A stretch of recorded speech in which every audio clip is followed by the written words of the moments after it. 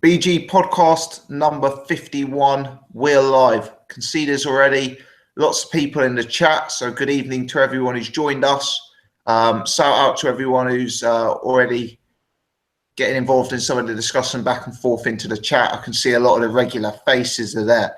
Got a lot of new subscribers onto the channel in the last week or so. So for you guys who are new, we go live every Wednesday at 8:30, myself and a regular panel, and we discuss all things in boxing. Start with last week's action, which of course this week is led by the Joshua Klitschko card. We then talk about some of the news in the sport before finally looking ahead to the boxing next week and previewing the week's action. So huge amount to discuss today. Obviously an extremely busy period in the time of boxing right now, especially with the mega fight from the last weekend. So I'm going to start by bringing in Paul. Paul, I mean, the only sensible starting point is Joshua versus Klitschko. Talk us through what you made of that matchup, mate. Yeah, evening all. It was obviously an amazing evening, amazing spectacle, amazing event. The fight itself, wow, man! Like I as some of you know, I was supposed to go to it, and I wasn't too well in the week leading up to it, so I wasn't able to actually go. But I watched it here from here at home, and kind of like was just like on the edge of my seat throughout the whole thing, screaming at the fucking TV. God, where to start? I mean, AJ, I thought to begin with, I thought AJ looked a bit nervous, maybe. I think he gave Vlad quite a bit of respect in the beginning as well. I thought he was a bit tentative, a bit sort of like maybe struggling with range a little bit as well. I thought I was very surprised that Vlad kind of backed him up from the start. Although I did give AJ the first few rounds, I just thought he got more done, and I thought his shots were the cleaner shots. But he did seem a bit wary, and then kind of settled in. I thought Vlad was really good, man. I mean, like that was vintage Vlad, man. I thought he was excellent all night. That for me was a better version of Vladimir Klitschko than even in the Fury fight. Now I know Fury's sort of like style and his movement and whatnot played a big part in that, but I still think Vlad was a little lackluster in that fight and never went for as much. I thought, Vlad did not look like a 41-year-old man at the weekend to me. His footwork was really good. The jab was there. The only thing that I kind of like, I don't know if he was slightly slowed down. He seemed to miss with that lead left a lot. Thought AJ read that lead left quite well, slipped under it quite well. Man, I mean, like, I can remember AJ slipping under about fucking 20 of those lead left hooks, man. Like even straight after the knockdown, I mean, Vlad nearly took his head off with one, and AJ just like slipped under it. The knockdown in the fifth, kind of thought it wasn't the heaviest of knockdowns, but I thought he took quite a few shots before that. When Vlad knocked AJ down in the sixth, I thought it was all over, to be completely honest. That was a fucking immense shot. It was a thing of beauty, that right hook. He kind of like disguised it with the left, kind of left the left jab out there a little bit to kind of blindside AJ with it, and then just come in with the right.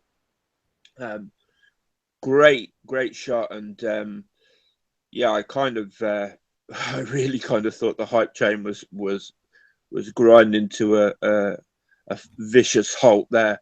But AJ answered a lot of questions at the weekend. We questioned his chin, we questioned his heart.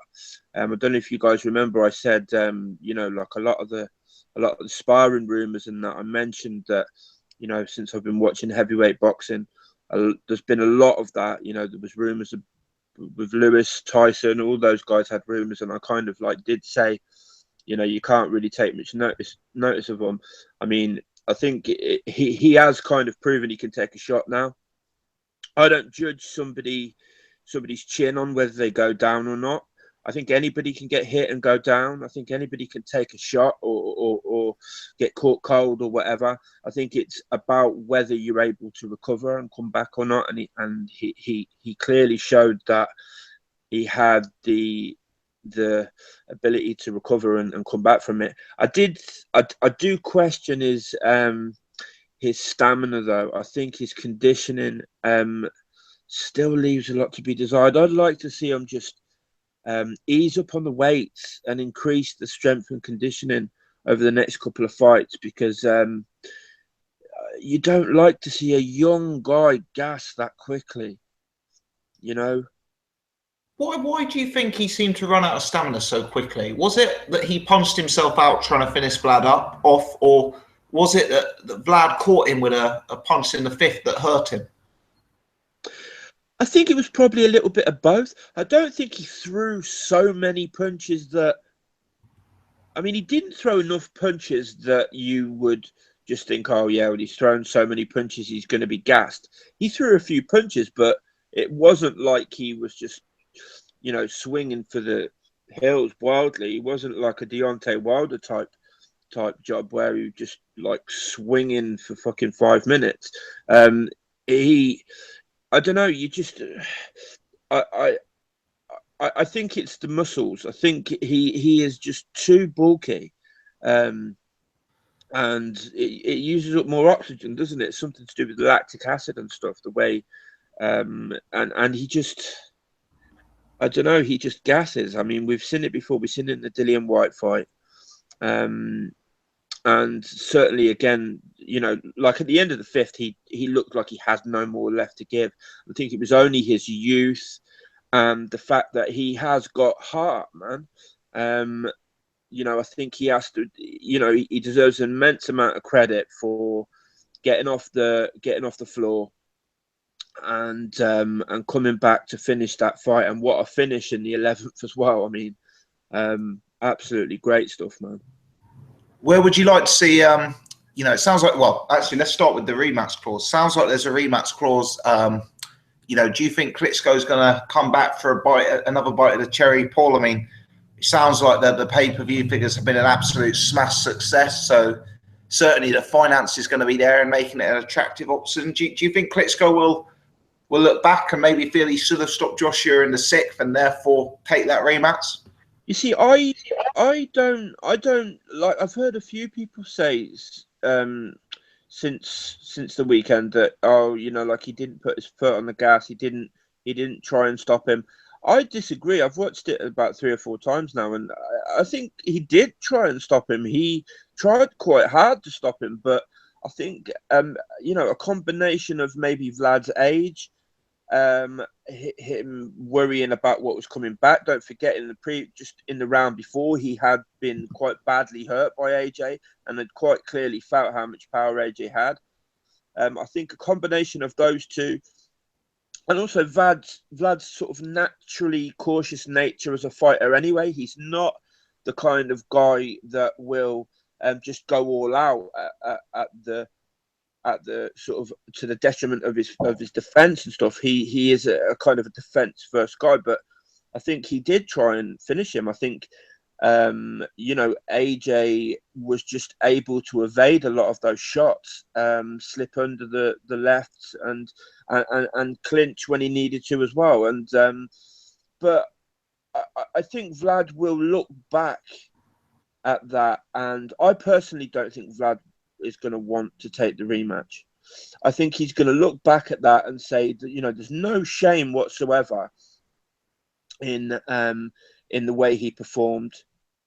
I think he may look back on it and say, am I likely to do any better after another year or another 6 months of aging and I don't see. I could be wrong, but my gut tells me he won't wanna take the rematch. And I heard something about his brother, kind of like Vitaly, saying that he should hang him up now, and I have a feeling he probably will. To be honest, I don't see a rematch necessarily going any differently. I think, if for anything, I think AJ would go into a rematch with even more confidence. Yeah, I agree. My instinct is the rematch actually will happen because I think the money is there at completely new levels, and I think Vladimir Klitschko and the fighter inside of him is going to look back on, that and feel that he could have done more in that sixth round.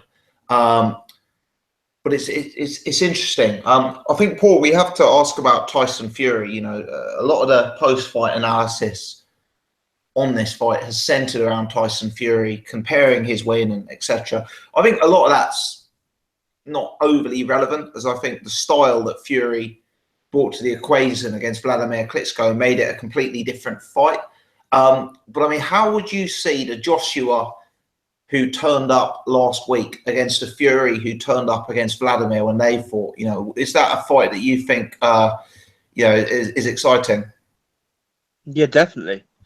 I don't think Joshua would have as much respect for Fury as he did for Vlad. I think he'd probably go for it a little bit more. But I think it'd be a great fight. I agree. I don't think you can really compare the two fights. They're two totally different fighters. Joshua and Fury are two totally different styles. I think the Vlad that turned up was a totally different Vlad on either night. You can look at both performances and say, well, Fury wasn't troubled by Vlad like at all. I think that was mainly due to his height and his excellent movement and defense. But you could also, on the other hand, say he really didn't hurt Vlad at all. Not even once did he hurt Vlad either. And Joshua knocked him out. So I think you can look at those two performances and pick them apart.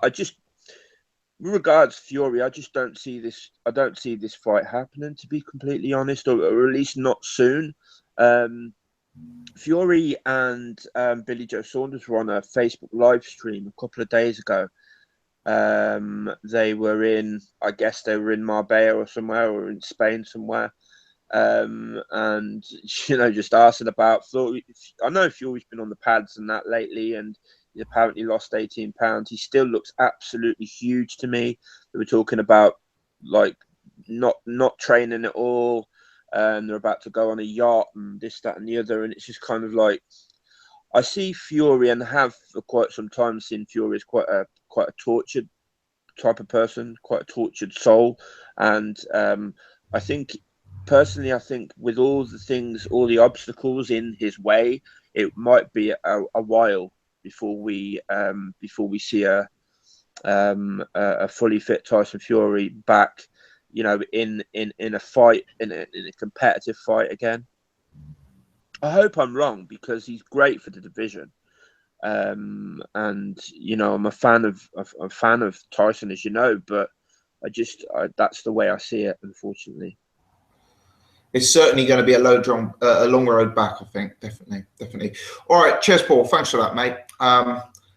We've been up to about 200 people watching, guys. So if you are watching, please hit the thumbs up button, which helps us gain a bit more visibility here. Thanks to everyone for joining and choosing to spend your Wednesday evenings with us. I'm about to bring in Irish Tom and let him out of the cage.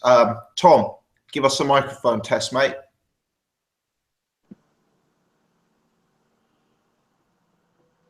Tom, you there, mate?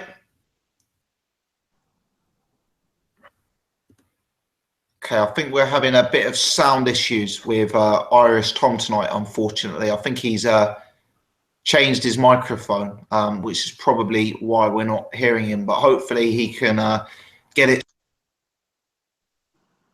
and bring Tom in, very, very shortly. So bear with us on Irish Tom. Bit of a false start there, but we'll certainly we'll certainly bring him back in. I'm sure he won't be silent for too long. Paul, if it's all right, I'll stick with you for a minute, and we perhaps talk down the undercard, mate. Yeah, just wanted to let you know we kind of lost you very briefly there as well. I don't know if it was just me. Yeah. I was trying to unmute Tom and muted myself, mate. So that was just me being an idiot. Okay, no worries. But should probably be aware of it just in case you weren't. Yeah. Just in case. Yeah. But yeah, let's talk through the undercard. Let's talk about Luke Campbell and Scott Quigg. What did you make of their performances, mate? Yeah. The Luke Campbell. Didn't think it was a great fight. I don't know what you thought, but I wasn't all that enamored with Luke Campbell, to be completely honest. He looked like he struggled, especially early on in that fight. Yeah, it was a fighter who was applying a bit of pressure. A fighter who, whilst not being world class, just had a little bit of technique and a little bit of skill, and was applying pressure to him and, you know, landing on him. And I felt he kind of went a bit into his cell during that early point in the fight. I mean, I think he has improved. He recouped, he recovered, and he came on strong in the middle to second half of the fight and was able to force the stoppage. But I'm just not sure. You know, Luke Campbell, for me, I've been a huge fan of him on the way up, but he's someone who's starting to look like one of these guys who destroys the fringe level competitors. But when he steps up to sort of top 10, top 15 level, he looks nowhere near as convincing. Do you think that's fair, Paul? Very fair. I thought he really didn't deal with the pressure of Perez early on at all. I thought he didn't like it at all, having it put on him. And, you know, I couldn't agree more with what you just said. You know, like, and this is why I'm always very reluctant to, you know, you get people come in, you know, fighters come in like Dubois lately. You know, they have one or two fights and they absolutely destroy the people that they're supposed to destroy. And everybody is wondering, are they the next Muhammad Ali? And I'm always very, very cautious, no matter how good a fighter looks, is because, you know, you never know. How many times have we seen this where, you know, coming up, guys look absolutely immense, and then when they get to world level, they get found out, and that's just the nature of the beast. But I'm not necessarily saying Luke Campbell was found out. I mean, I think he displayed some flaws, certainly. Tom, your camera's on, mate, just to let you know. I'm not sure if you're aware of that. Okay. Oh yeah, can you hear me, boys? Oh, we can now. Fantastic. Yes. Yeah, give me a second. I don't know what's going on here. I'm gonna have to do it on my phone because my PC is fucked. Well, we can hear you all right now. Good. Yeah, you're coming in loud and clear. So basically, I'm not saying he was found out, Luke Campbell, but I thought he just displayed a few flaws and that. Quigg, it was a decent fight, decent battle. The guy was tough, wasn't he? The Romanian guy, what was his name? Viril Simeon. Viril Simeon. Yeah, he was a tough guy, like Jesus Christ. He took some shots there. There was just no getting rid of that guy, was there? It wasn't going to happen. The other thing, I think, a lot of the fans that were in that stadium were like only really came out for the Joshua sort of like ring walk, Joshua and Klitschko ring walk. So clearly only there for the main event, and I think that can be quite disheartening for some fighters who struggle to kind of like raise their game in a situation like that.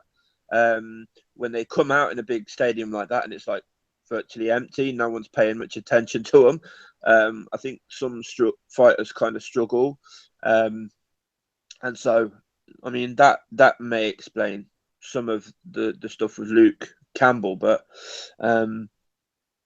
yeah, I mean, other than that, it wasn't the greatest of undercards, let's be honest, but the main event certainly made up for that, in my view. I thought it was a great main event. Absolutely, yeah. It certainly did.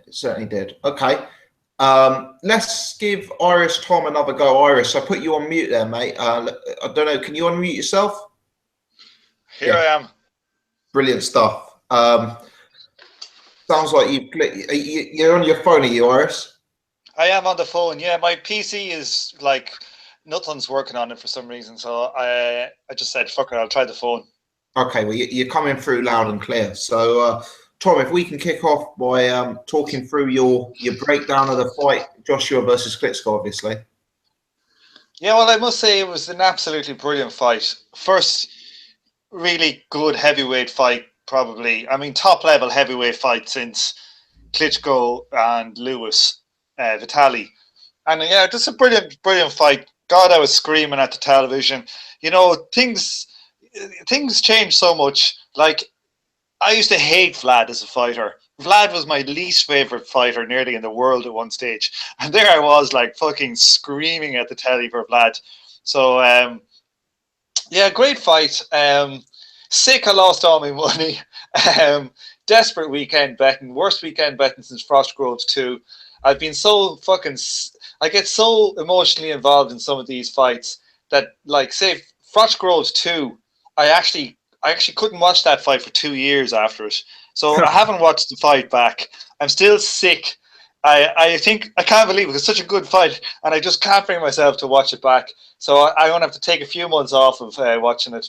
But great fight, and fair play to AJ. Showed a lot of balls. I don't agree with you guys that was as good a Vlad. That was like a vintage Vlad. I don't think it was a vintage Vlad. I think he's lost a bit of speed. Like, because I watched the Hey Vlad fight, and Vlad was, you know, noticeably gone downhill since that fight. And I think even gone down a little bit since the Fury fight. You know, I think he was in great condition, but I still think, you know, that Vlad is a little bit worse than the one that fought in Fury, and a lot worse than the one that fought Hay. But a great fight. AJ showed some balls. And to be honest with you, like, Vlad fucking... I think Vlad made a bit of a bollocks of it. That's the way I look at it. In terms of the 6th round, are you referring to, Tom? Yeah, like, I just thought, like, AJ was there for the taking. I mean, he was there for the taking. Like, AJ, and he wasn't just there for the taking for, like, it wasn't one of those things where you hit a guy, you rock him, and he's on wobbly leg for 20 or 30 seconds or even a minute. Like, AJ was there for the taking for, like, about, like, 10 minutes, you know?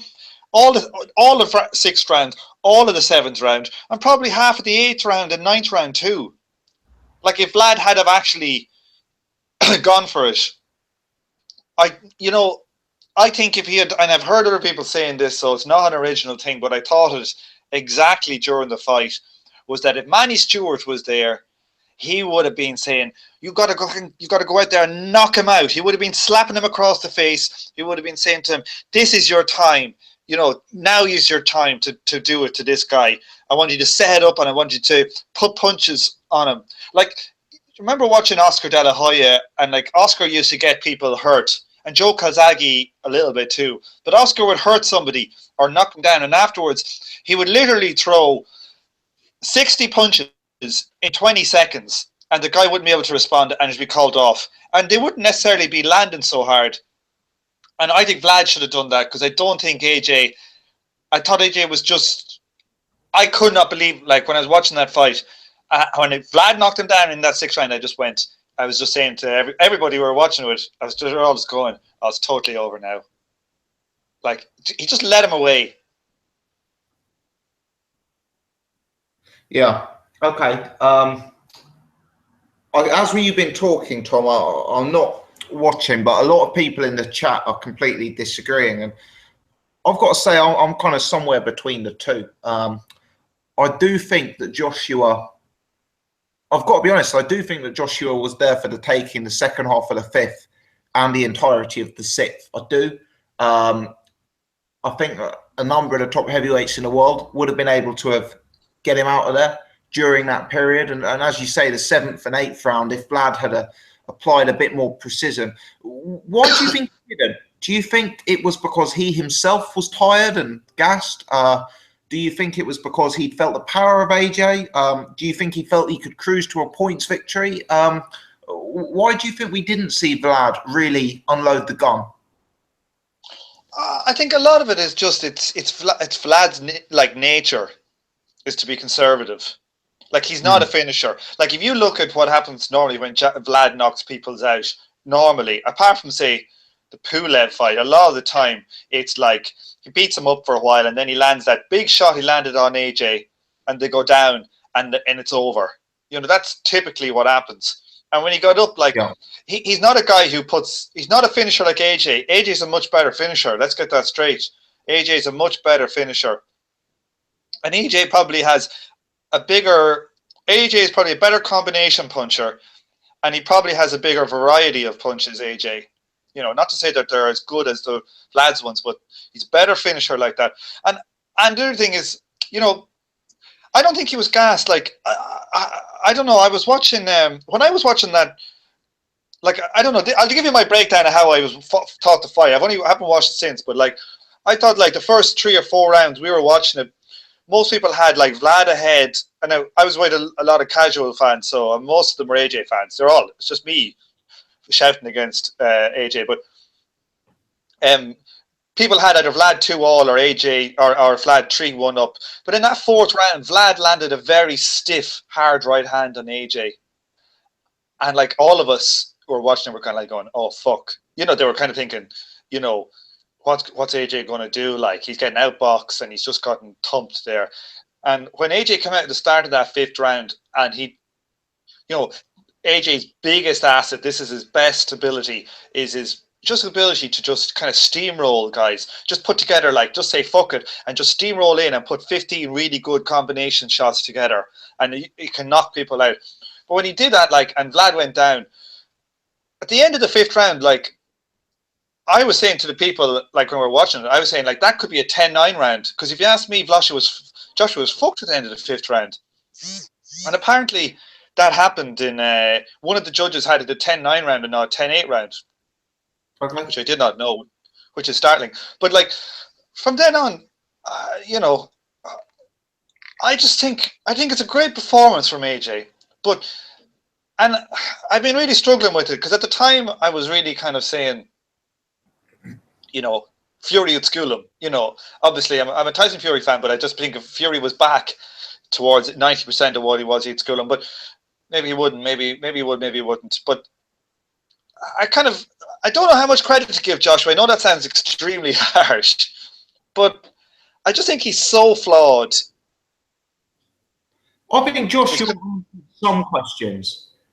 I mean, I'm a historical Joshua, but he answered questions about his punch resistance. Certainly, you know, he is not glass chin by any stretch. For me, the concerns remain about defense, limited on the back foot. I thought he was, you know, really in his cell a bit when Klitschko was able to take the lead. And I also think that the stamina and, you know, the way he was gassed in the 5th is probably the most major concern. So I think other heavyweights in the world would have taken him out there. Can I just say, you know, like about Klitschko's not being able to finish him? I think somebody in the chat put this as well, and my pal in Switzerland just texted me and said the same thing. Like AJ was able to avoid a lot of the shots and spoil and like man, about 15 of them left hooks he tried. AJ just slipped underneath them, and so I think that was a big part of why Vlad wasn't able to finish as well. I think AJ has to get a little bit of credit for that as well. I mean, I completely agree. I think his conditioning definitely needs work. He needs to calm down on the fucking weights and increase the strength and conditioning, because if he doesn't, he is going to come a cropper at some point. But I think he does have to get a massive amount of credit in this fight. Tom, I whacked you on mute there, mate. But yeah, bring yourself back in. Sorry, I was clicking a pen, I think. That's what it sounded like, yeah. I forgot. He does. Like, AJ has to get credit for ducking them, but Vlad has to get criticised for throwing 15 left hooks. We were watching it, and I was screaming to Teddy. I was like, what the fuck are you doing? If he had just went jab right hand and mixed it and put variety in there, I think the fact that he did that 15 times in a row is the answer that, like, kind of makes the point that Vlad is not a good finisher, because a good finisher wouldn't do that. Yeah. I thought it was crude. I just think, like, AJ got through that. Like, I think if people want to see how far away, I think people should watch that fight and then go and watch the Vlad Hay fight straight after and look at the deterioration, because Vladimir's foot speed and his just in general speed has gone down quite a lot. I think a lot, I think some of those shots that had decreased. I said this at the start. I think some of those hooks and yeah, I mean, I do agree. He threw that left hook way too much. He was looking for that all night. But like you said, never been a finisher, has he, Vlad? Normally, and this is the other thing, and another reason why I think AJ has to get a lot of credit. I think that right hand that he dropped AJ with would have iced 95% of heavyweights. I think 95% of heavyweights probably wouldn't have got back up from that shot. It was an incredibly good shot. Very good shot. Like, and I really did think that was the end. I was actually kind of surprised that I thought he was going to get up and then he'd just take one more shot and be done. But, I just, afterwards, like, my immediate response, like, to it now, maybe it was just sour grapes for the gambling element, but it was like, my immediate response was kind of like, oh my God, like, this was supposed to be AJ's crowning moment, and my immediate response was, he kind of blew it. Like, it was a step too far. He scraped by. But since now everybody's talking about it so much, so it might keep. I think it will. Like, I think whatever happens, it's a great thing for boxing, because it's a mega fight that went down well, and it's the fucking heavyweight division, and the heavyweight division is back, and the heavyweight division fucking kicks ass, and it's my favorite division. All these boxing hipsters who say, oh, the heavyweights are crap. It's like, fuck that. Heavyweights are brilliant. We all wanted to be a big bruiser when we were growing up and be able to kick the shit out of people. That's why people love watching the heavyweights. But I think that he's so flawed. Like, I know this is going to sound harsh, but, like, he's kind of like, his flaws are so laid bare in that fight. And they have been in Dillian White, and we've shown that it only takes a person who's, top 20 to be able to expose them. That, it kind of reminds me a little bit like Amir Khan. He's that flawed. Or maybe a better one is Naz. Somebody like Naz, who is so obviously flawed at the high level. But, yeah, but great. We've got a lot of good nights to come. Nazim Hamed. Yeah. Like, when he went and fought Kelly in the Garden and he got dropped 4 times in 2 rounds or something. Naz was so unorthodox, but AJ is flawed. Or Amir Khan's got a weak chin. AJ's got terrible. I don't think it's terrible conditioning. What I think is he's built for that extreme kind of, those bursts. And if he's in there with somebody who's actually hitting him, it's one thing doing those bursts against Dominic Brazil when there's nothing coming back. But it's a different thing when you have to do those bursts and the fella is jabbing you in all the rounds and hitting you with stiff right hands and stuff. Those bursts totally have a different effect on his physique. I think your suggestion of sour grapes might be right, Tom. Maybe you should just leave it there. No, but what do you mean? Like, I'm not being sour. I think, like, I think he answered a load of questions, but I just think he's seriously. We're talking about the hype, and we're talking about how he's being billed as Muhammad Ali and this. Like, we put into context, Muhammad Ali went in there against the killer, Sonny Liston, and he knocked him out in 6, and the second time he did him in 2, I think. And when Mike Tyson went in against all the world champions, he went in and he iced them one after another. When Lennox Lewis stood up to the plate, he beat the guys fairly convincingly, But Joshua went in against an aged guy who who was still a very good fighter, but he really did go life and death. The thing is, though, it is only his 18th fight. He'll learn a shitload from that, but I don't know how you learn conditioning. I don't know if he can lose 10 pounds of muscle. I don't know if that's going to happen. Well, somebody asked me that question earlier. How do they improve the conditioning? And I think I gave 3 answers. I think number 1, you've got to stop the weightlifting, and you've got to try and aim for more of a Klitschko physique than a Schwarzenegger physique. I said number 2, a lot of the fighters that AJ's sparring, guys like Marius Wok, guys like David Allen, I'd like to see him maybe sparring some more pressure type fighters to give him experience of when the going gets tough and when there's a guy on your chest and when you don't have room to maneuver. But I think the key thing is that the reason AJ gassed in that 5th round was because of AJ, not because of Vlad.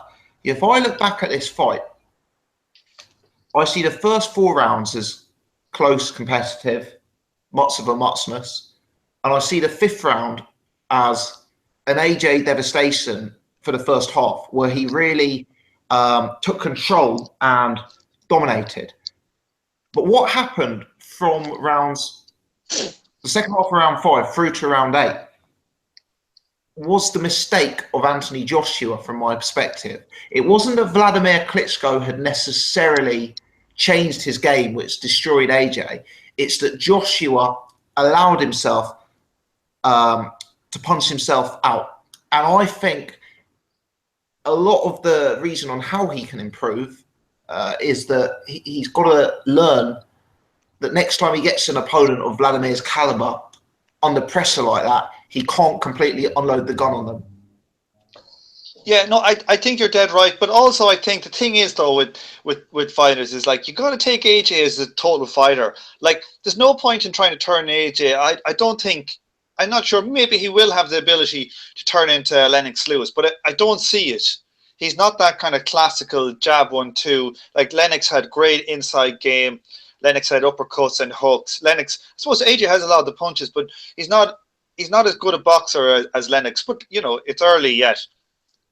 But the thing is, like, the thing that really is good for AJ, the thing that makes AJ, and it's the thing that we sit down and we all love about watching AJ, is his explosive power. It is those bursts. So it's one of those things is like, I remember, like, if you listen to that Kevin Kelly and Naz fight, and you got Emmanuel Stewart on the broadcast, and he's like, somebody saying, "Oh, he's so orthodox. Look, his chin is all over the place and blah." And you hear, like, what Emmanuel Stewart says, and I agree. He's like, he says you gotta, like, the fighting is like about expressing your personality, and you got to look at the whole fighter. And he said he wouldn't change that about Naz. He'd only do small things. And I think the same as with AJ. I think he might just learn to pace himself slightly more, but I don't think he should lose too much muscle. I don't think he should go away from trying to blast guys out, because I think that's what he is. And if he doesn't do that, he will get outboxed. So I think, like, Vlad wasn't able to use that burst of speed to get in the inside of Fury, and neither was Fury on Vlad. But I think AJ can do it to Fury. So it's quite a different fight than the Vlad fight. I mean, I personally think just a gradual sort of, like, minimal decrease in the weights and an increase, like, put some of that time into strength and conditioning just to change it up a little bit, I think would help him out a little bit. I just think he is a little bit too bulky, and I think that's a big part of why he's gassing out. Yeah. Tom, I can see Jet's joined, so I'll bring Jet on in just a second. Tom, final question. Will there be a rematch? Do you think that's the next fight? It's a good question. I think it'd be a great fight again. I'd like to see it, but I'm still so sick.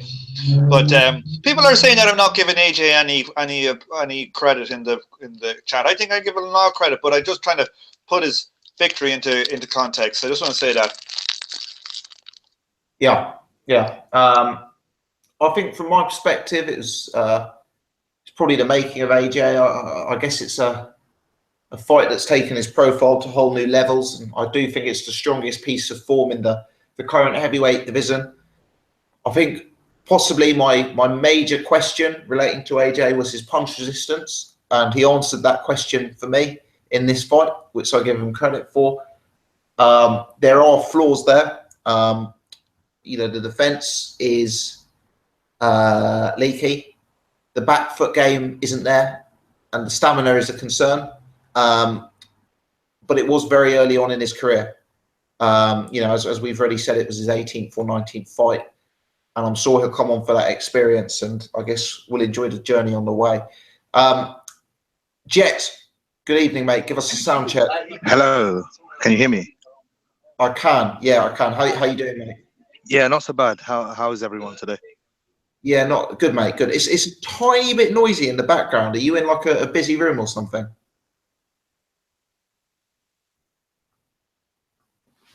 Jet, have we lost you there, mate? Hello. Hello, mate. Can you hear us? Yeah, I can hear you guys. I'm just in the library and it's very noisy. So, yeah. Okay. Let's start just by asking you for your thoughts on AJ versus Klitschko, mate. Yeah. What I can do is, if you come back to me in a few minutes, I can go outside and maybe it'll be less noisy in the background. All right, mate. I'll bring Tom in just for the undercard, and then I'll come back to you again in just a second, mate. Yeah, sure, mate. All right, thank you, Tom. Let's talk about the undercard. Luke Campbell, Scott Quigg, Lawrence Sokoli not getting on. Anything of that catch your attention or catch your eye? It's a pretty shy undercard. I watched the Scott Quigg fight that night. I thought that was I don't know. It was a strange performance. Like, I think your man Scott Quigg, wasn't scoring it because they missed the first few rounds, but I think Scott Quigg did kind of beat the guy up. I thought the guy took a lot of punishment.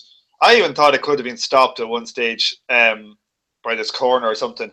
I thought I don't know. You thought it was a 7-5-ish type round. I didn't see the early one, so I don't know what the scores were, but what the scoring should have been. But I didn't think Quigg looked that good, if I'm being honest. I didn't think. Well, your man is tough, so it's hard to know whether Quigg has carried power off. But that guy is. I don't know what. Is he top 30 in that division? I don't know. So it's just a kind of a. It's weird when you have these stadium fights and they're full of like casuals who are there for only one fight. There's no atmosphere. Like, if that had been a headline fight somewhere, you might have thought it was a really good fight. But when I was watching it, I was just kind of going, "Oh, this looks rubbish." Especially when it's not dark yet; it's bright in a half-empty stadium. It's just hard to watch it. Yeah. I mean, it funny enough, I think it was an okay fight. Now, I was with mates and I was having a beer, so I wasn't scoring it accurately. But my impression was that it was a competitive fight. We're going to come back to both you and Paul on the scoring, because I think I certainly want to steer the conversation in the direction of the scoring of the AJ Vlad fight in a minute. But before I do, I want to make sure we give Jet a chance. So let me try and go back to Jet and do another sound check, Jet, if you're there. Hello. So Jet, yeah, that sounds much better, mate. Thanks for that. No worries, mate. Your exams, I'm taking it. A lot of people wanting to know why you're in a library at this time of night. Yeah, I have 3 exams next week, so if anyone wants to do them for me, feel free. Dedication, mate. Appreciate you taking the time to dial in from the library. But yeah, give us your take on this weekend's action, mate. Yeah, obviously AJ Klitschko, the huge event, which it was. Fantastic event for boxing. 90,000 people. I actually paid for the pay-per-view for once, which is the first time I've actually paid for a pay-per-view, and it cut out just before the main event. So me and my cousins, I was watching at one of my cousins' house, who's a very knowledgeable boxing fan, and a few of my other cousins who are casuals, and we were frantically trying to find the backup, but it wasn't too bad. We got back on, and yeah, what a fight! It had everything. I think it had everything, and yeah, it was just it blew us away, I guess, in terms of how good the fight actually panned out to be. AJ, I'd say, we learn as much from this fight as much as we don't as well. We learn that AJ he could take a punch. So obviously some of the sparring rumors, you have to take them with a pinch of salt now. You know, his stamina, I guess his stamina is a real problem. I think he gassed horribly in the middle part of the fight. And I know this might sound controversial, but I think he was more hurt than Vlad was in the 11th round when the fight got stopped. I think he was there for the taking. If Vlad, you know, even if he put anything together and he was punching on the arms and gloves of AJ, it would have been stopped. But, you know, if that was a British ref, Howard Foster, that definitely would have been stopped there and then. And he was on shaky legs. You think Howard Foster would have stopped AJ in the 6th? Yeah, definitely. 100%. 100%. I think he punched himself out. And on top of punching himself out, his physique didn't help him. He was very, you know, he was on very unsteady legs. I think in the Dillian Whyte fight, of course, Dillian Whyte was injured, and he's a different sort of operator to Vlad. He's not the operator that Vlad is, even at this stage and stage in Vlad's career. But, you know, Vlad definitely should have put it on him, because if he did, you know, I couldn't have seen a way out for AJ. And we were all saying in the room, he's going to get stopped. AJ, he's going to get stopped. But, you know, testament to Anthony Joshua. He came back, fought fire with fire. He ducked a few shots, he bobbed and weaved. But let me just interject briefly. A lot of people in the chat thinking that the suggestion that Anthony Joshua would have got stopped is a ludicrous one. Now, obviously, Anthony Joshua shouldn't have been stopped, because he's proved that by the way he came back into the fight. But let me tell you, multiple British referees out there would have stopped that fight. If you go back and watch that punch, you look how AJ goes down, you look at how he gets up, multiple British referees would have stopped that fight. Yeah. I'm not saying that's right. I'm saying that's what it is. Yeah, 100%. I think you're spot on with that. I'm not saying he should have got stopped, but I think if you look at comparably, if you look at the 11th round when he stopped Klitschko, and the 6th round when he went down, I do think the 6th round, I do think AJ was, you know, significantly more hurt than Vlad. And I think if a British referee sees that, I think, you know what, he panics there a bit. The occasion, 90,000, it's a huge fight, it's a unification fight. I think, you know what, he thinks, I'm going to take him out and save him any suffering. I think a British referee would certainly have stopped that. You know, even if Vlad had just come forward and just looked like the boss in the fight, even if he didn't throw any punches, I think he would have stopped the fight. Not saying that is correct, but what you call it? My opinion on it.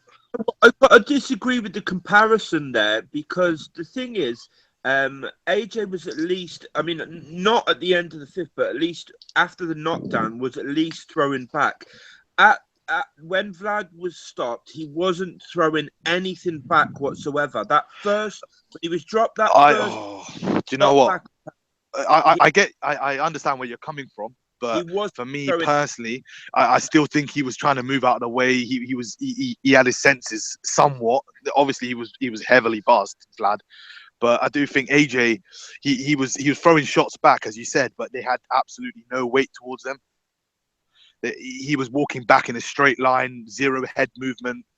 You know, he was dipping the shots, but that's because Vlad was trying to catch him. And you know, you have to give him credit. He did dip the shots well, but throughout the fight, obviously, you see the head movement is pretty non-existent. So that's something he needs to work on, I guess, with Rob McCracken. But you know, I do think that's my opinion. Obviously, I don't know whether or not other people share the same sentiment. Jess, do you think that, like, am I the only one here that thought that Vlad should have been stopped on his second knockdown, the first knockdown in the 11th? Yeah. I thought his feet were so bad, he was hardly able to walk to the ref. I thought it should have been stopped there, to be honest with you. I agree with you. I think Vlad should have been stopped even earlier in the 11th. I think people who are saying it was an early stoppage are not, you know, I think that was a brutal round. That was a definite stoppage for Vlad in the 11th, yeah. I completely agree. He was offering nothing back whatsoever. Even from, I'm talking about before the left hook that actually dropped him like a fucking felled tree. I'm talking about that first time he went down. Even after that, he was offering absolutely nothing back. His legs were absolutely gone. I mean, I've heard a few people say that it was an early stoppage and whatnot. That's just nonsense, man. Nonsense. Tough. Jet, let's go back to you, mate. Do you think we're likely to see a rematch? It's tough, isn't it? Because there's a rematch clause, and obviously, I've been speaking with a few people that I know, and a few people that don't know boxing very well, and they go, "What's the situation?" And I heard he has a mandatory and that sort of stuff. What is a mandatory?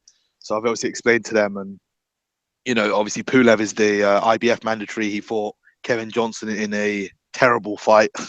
Some of the action in that fight gives the undercard a run for its money, because that was pretty bad as well. But yeah, it all depends on Vlad, doesn't it? It's difficult to say that, because Vlad is a bit of a control freak, to be honest. But it's all dependent on whether he takes the rematch or not. And Vitali's obviously come out and said that's the best Vladimir Klitschko we've ever seen. And yeah, so it all depends on Vladimir Klitschko. I guess if he takes the rematch, then he's going to have to drop probably the IBF belt. I know the WBA a few weeks ago, they gave a special exemption to the winner of this fight, saying that they understood that the IBF would enforce the mandatory, so they would give them time to honor their mandatory, which is Luis Ortiz, WBA. So yeah, I mean, it all depends on Vlad. If we see a rematch, I'm well up for that, because that was a fantastic fight and it was a great event. Whether they hold it in Wembley again is another question. I heard Eddie Hearn this week actually saying that it might be in the Millennium Stadium, open top. So yeah, it depends on Vlad, to be honest, if he wants the rematch. And I do think he'd still be, I know AJ will probably be heavy favourite again going into the rematch again, but I'd give Vlad a big chance in the rematch again, I'll be honest. There's a lot of gaping holes in Anthony Joshua's game, and I think Vlad will look at that sixth round, definitely that sixth round. The sixth round, and think he could have got him out of there. I think the Vlad that faced Pulev, I'll be honest. Yeah, is Joshua the #1 heavyweight in the world at present? I mean, if you consider Tyson Fury as not active, I know he's training and he's in camp and that sort of stuff. He said he wants to be on the Billy Joe Saunders undercard, if I'm correct. Yeah. So whether or not that's actually truthful, we don't know. But if you're going on, him not being active, then Anthony Joshua is the #1 heavyweight on the planet. And I know, obviously, Parker's called him out, Wilder's called him out. Obviously, Bellew's not going to fight him, but there's other people who've called him out. And I don't know if you guys have seen some of the potential odds for the for potential opponents for Joshua. I'm not sure if you've seen them. Fury is 9-2. 9-4. 9-4. So yeah, 2.5 to 1. Sorry. Parker's 10-1, and Wilder's, I think, is the same price as or similar price. I think he's 3-1 with the bookmakers. So it shows how much how the bookies rate Anthony Joshua, how the public rate Anthony Joshua. So yeah, if we're going on Fury not being active and not currently having a fight lined up, then we'll go with Anthony Joshua being the #1 heavyweight on the planet. Interesting. Yeah, any word on any of the undercard fighters? Yeah, I mean, the undercard was pretty drab, wasn't it? I do feel for Lawrence Okoli and Josh Kelly. I heard a rumor that Josh Kelly was actually pulled out of his fight or something. I'm not sure if he got injured or something. I'm not sure the problem with him. But Lawrence Okoli, I do really feel for, as he's kind of a local boy, and some of my mates who go to uni with me, actually they know him personally. So I do actually feel bad for him, genuinely. The other fights, Luke Campbell was a weird one. He looked pretty average and basic for the first 3 rounds, and then he really picked it up against Darlis Perez. Darlis Perez, I was at the weigh-in on Friday, and Darlis Perez looked absolutely awful. I know he missed weight. Me and my cousin saw him. We said he looked like an absolute skeleton at the weight. I know he fought at 140 against Maurice Hooker in his last fight, if I'm correct. So maybe that's why. And he obviously only had about 2.5 weeks notice.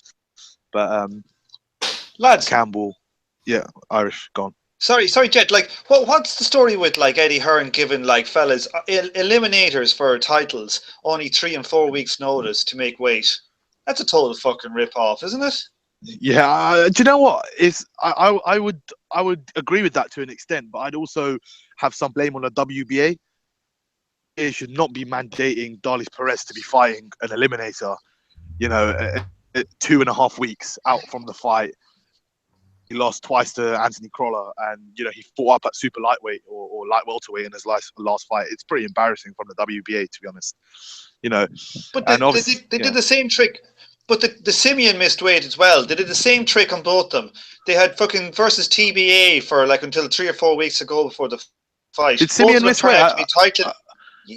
Did he miss weight? I can't remember, because the atmosphere at the weigh-in was all for Vlad and AJ. So I think he was either bang on the weight or he must have just missed it. But Darlis Perez didn't come back to the scale, so he missed it horribly. Well, Simeon definitely missed it the first time by like a pound or something. Whether he went, I think he made the weight in the end, but Darlis Perez didn't come back to reweight. But yeah, I mean, the fight itself, Campbell versus Perez was, it was kind of Campbell from round 3 onwards, and obviously Linares is there. Linares must be licking his lips, mate, because Eddie Hearn is lining up his fighters with, and Jorge Linares is just gunning all of them down. So Linares must be absolutely buzzing that he could get a potential fight with Luke Campbell. I do think Luke Campbell might cause him a few problems, here and there. Andy Crolla did in the first fight, but I just think he'll be outclassed against the other world champions. Mikey Garcia, he gets starched by Mikey Garcia. Robert Easter, he might have a chance. Robert Easter is not as good as we all thought. He's kind of regressed slightly, I guess, or he maybe just not as good as we first initially thought he was. And Flanagan, I just don't think they're going to make that fight. But Flanagan didn't look good at all in his last fight against Petr Petrov. So that fight, if it gets made, might be a decent one. But obviously they're going down a WBA route. Scott Quigg looked poor. It was a good fight. It was a good little tear up, but he looked poor. Selby tweeted out easy work, and I think he's right. Easy work. Katie Taylor looked good. Obviously she's on the march for a world title. And the other guys, they're not really of interest, I guess, to be honest. Did anybody hear Scott Quigg's interview when they told him about the easy work comment, and he misread it? He went, "Yeah, well, it was easy work," and they went, "Nah, I think he means you." Well, yeah, Selby would deal with him pretty handily, in my opinion. Maybe he was doing a high-level troll. Yeah. Very high level. Very high level. It even went over his own head. Indeed. I wanted to turn the conversation to the subject of the scoring, because I do feel it's important. I think the conversation as to how Joshua did is a separate conversation to scoring. I think the scoring is a British boxing problem. A number of people commented on my videos saying, how can you say it's a British boxing problem? It always seems to be when judges from other parts of the world judge fights. But I think it's a problem with what happens when these judges come to the UK, because, we even predicted it. Tom and I last week on our podcast, we even told you the judge who would score this fight wrongly. That's how predictable it is now. So I'm going to stick with Jet, because I know he's outside the library at present. But Jet, how are you scoring this fight after 10 rounds, mate? Yeah, obviously the 11th doesn't count, if I'm correct in saying that. No. So I had Vlad 1 round up or level, because for me Vlad was doing the work, especially in the middle rounds after the knockdown in the 6th, and Joshua just wasn't throwing anything back. So for me it was a I just don't understand how they can have AJ 3 rounds up and 2 rounds up. It just doesn't make any sense to me at all whatsoever. I just, if you score it even subjectively and you're an AJ fan, I just don't think that you can put AJ ahead. I had Vlad personally. I had Vlad up around. So obviously, if you factor in the knockdowns, he'd be a few points down and he'd probably need a knockout to win.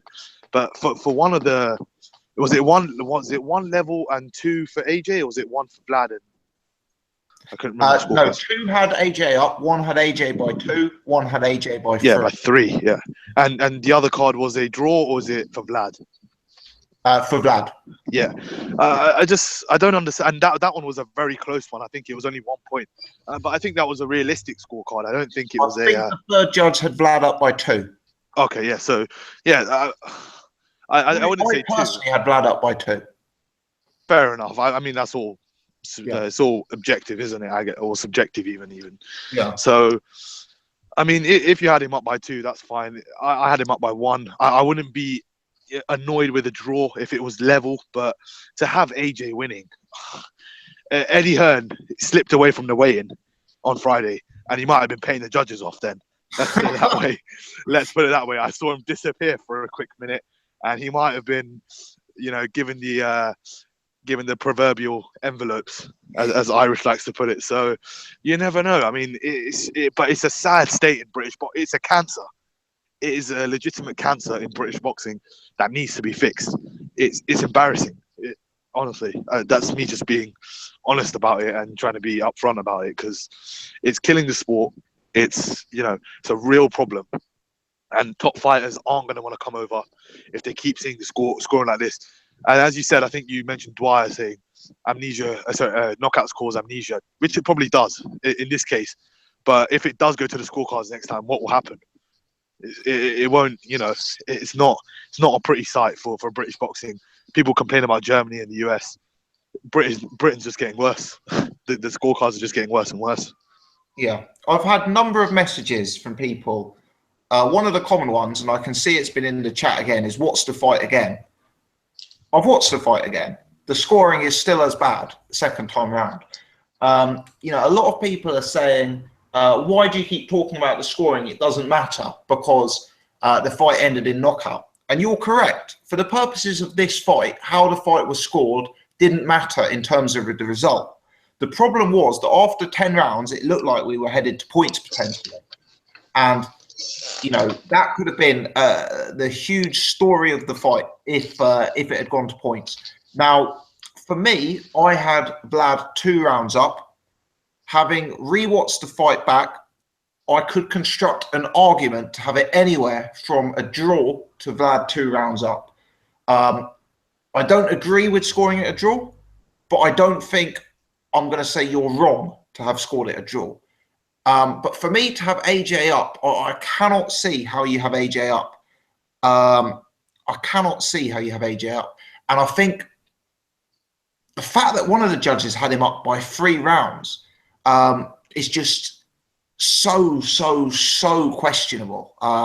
It's really bad. The fix was definitely in. What's to add there? Well,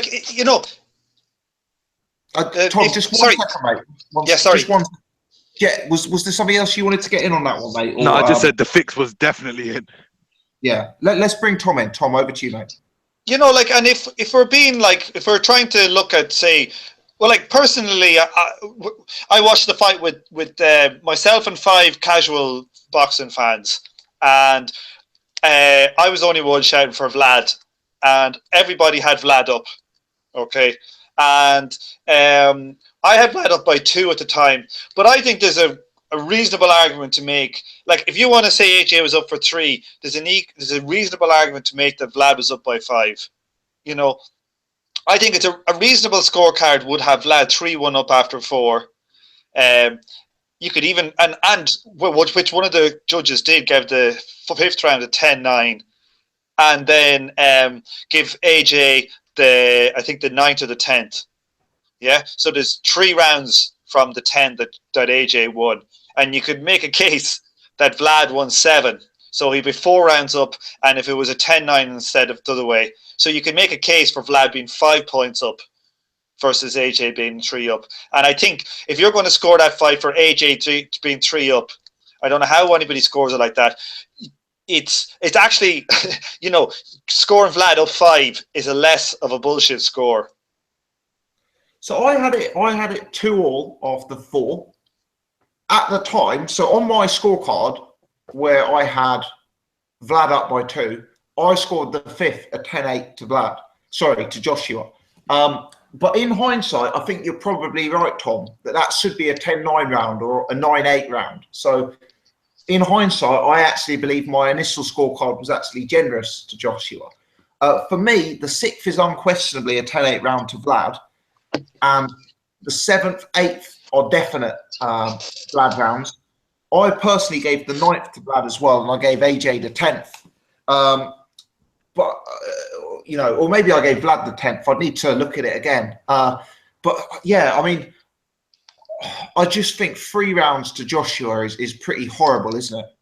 It's horrible. It means, you know, I don't even know what that means. You're giving Vlad, if Vlad got a clean knockdown, you know, and they balance each other out. So 5 and 6 are split. You've got 8 rounds left. So you're giving it. I don't know how you give it 3 to Joshua. Apparently, the judge gave it 3 to Joshua. One draw. He scored the 5th round 10-9 to Joshua. Well, but then it means he gave everything to Joshua then. He actually managed to score the 5th the right way. Yeah. Amazingly. Yeah, exactly. Fuck me. So it's pretty confusing. I also thought the Scott Quigg scoring was pretty bad as well. You know, to have 2 of the judges scoring that 9 rounds to 3, I thought really was very, very poor scoring as well. Watching it as I did, I thought 9-3 looked like a fair score, but I didn't see the first few rounds. Well, the other thing that I think people are forgetting about the Joshua fight is after 9 rounds, Anthony Joshua was available in the bet and play markets as 5-2 against. In other words, if you put £1 on Anthony Joshua to win, you return £3.50. This is bearing in mind, if you put £1 on Joshua to win at the start of the fight, you'd have returned about £1.40, give or take a few pence. So clearly, the bookmakers at that point did not believe Joshua was en route to a points win. I certainly thought Vlad was very much en route to a points win. And there's a real deep issue here, and it's not as simple as AJ took it out of the judge's hands. He did for this particular fight, but this is more of a general point, which I don't think some of you guys are getting, if I'm honest. But anyway, there we go. You got anything else to add on that, Tom? Yeah, I ended up putting some extra bets on. So before I had just most of my money on Klitschko just to win, and then I got like one of these offers from one of the bookies I'm with that if Vlad wins by KO, you get your money back. So I put a load of money on Vlad on points at 7-1 as well, and I even put money on Vlad because I knew the dodgy judge was there. Vlad by split decision, I think was 30-1, right? And when I was watching the fight, I was looking at it, and I was like, around 10, I was like going, fucking hell, I was saying, all my bets are coming in. I was like, every single one of them, even the split decision motherfucker is going to come in. And then the 11th round just fucking happened, and I was fucking sick. Yeah, terrible. I'm just hearing in the chat, Wes has put Klitschko was 1-5 on at one point. So, yeah, to you guys who've got Joshua up by 3 or 4 rounds or whatever you're scoring it, how do you explain that the bookmakers had him 1-5 on? But anyway, I want to bring Paul in, get another perspective on this. Paul, were you scoring the fight? What was your impression of who was ahead after 10, mate? I mean, on the night, I kind of like. I didn't score it. I didn't score it on the night. I just, like we were saying a couple of weeks ago, it's not a nice way to watch the fight. I couldn't enjoy it and actually score it properly. I don't trust my eye, like, to just sit and say, oh, I think this person's winning. I'll either score it or I won't. So I've watched it again since that and scored it, like properly scored it with a pen and paper, on like, you know, shots landed and stuff, and I had it even at going in. I do not see a way that Joshua could have been 3 up, not at all. I don't think. I don't see, like, because this for that to have been the case, especially. I mean, I did give the 5th as a 10-8 round. I think if one guy is knocked down and the other guy isn't knocked down, no matter how much punishment he takes, it's a 10-8 round. That's what the rules say. But even with that, I had it even. I just had it even going into. I had it even after 10. That's wrong, Paul. Well, That's wrong. You can be a 10-9 round if you get knocked down. It's a 10 points most system. You can still lose the round and score a knockdown, and you win 10-9. Yeah, Tom's right, Paul. If the judge's impression is that you won the round, but you got knocked down, then it's a 10-9 round against you. Okay, well, that's not what I thought. I mean, I'll have to look that up. But I as far as I was concerned, if somebody gets knocked down, then it's a 10-8 round. 99 times out of 100, yes, because typically when someone gets knocked down, the abiding impression is that they've won that round comfortably. I believe you could give a parallel example in the Fury-Klitschko fight, where I believe Fury got a round scored in his favour despite having a point taken off, which I know is different, but it's a kind of related example. But one of the judges in this fight actually did score it a 10-9 round, Paul. The judge who had AJ 3-up actually scored the fifth 10-9 because he must have believed Klitschko came back into the fight enough in that round. Yeah, well, going on that, if that is the case, because I was under the impression that it wasn't, but if that is the case, then I would agree that it would be a 10-9 round, because I do think, other than the knockdown, Klitschko definitely had the better of that round, because he obviously had AJ in a hell of a lot of trouble going, so by that I would have it Klitschko by a point. So I got it. When I was scoring, I scored it a 10-8 round to Joshua. But on reflection, I believe I should have scored it a 10-9 round, which actually means I'd have had Vlad 3-up. Okay. Maybe I've done the same as you then, but that would have had Vlad up by a point on mine. Still doesn't allow for Joshua being up by 3 rounds. I just don't see a way in which that can be possible. But clearly, we've had this. I do agree. I think it's a problem, but I don't think it's just a problem in this country. I mean, we've seen ridiculous scores all over the world. We've seen Canelo getting ridiculous gifts.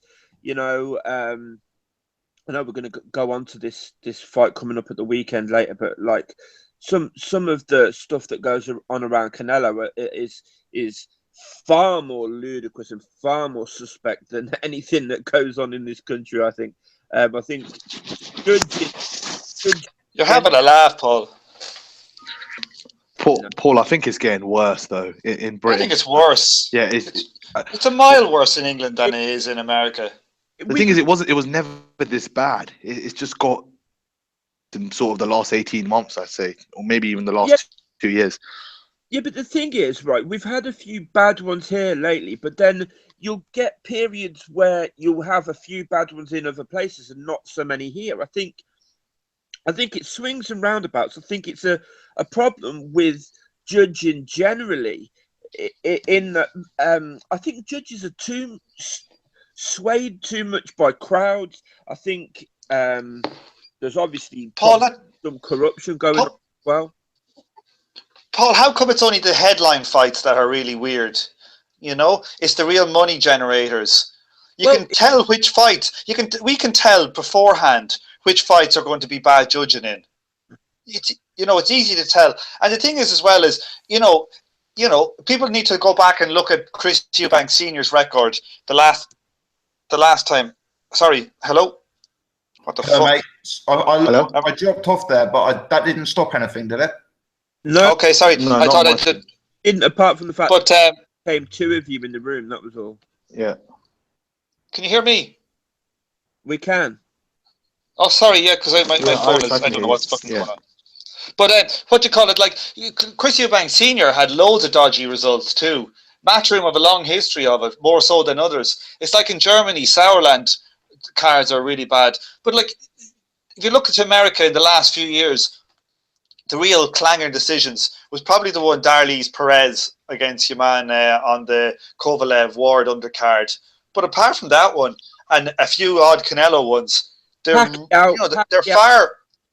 Pacquiao, Brad. They're far, but they are rare. But it's like every 2 weeks in England, and you know exactly which ones when you're watching them is going to happen to. But do you not think it's partly because you only paying attention to the scoring of a lot of the bigger fights? I mean, how do we know that smaller fights are not getting bad scorecards and we're just not paying that much attention to them? But we watch all the top American fights, and we haven't seen any clanging scorecards outside of Canelo in a long time.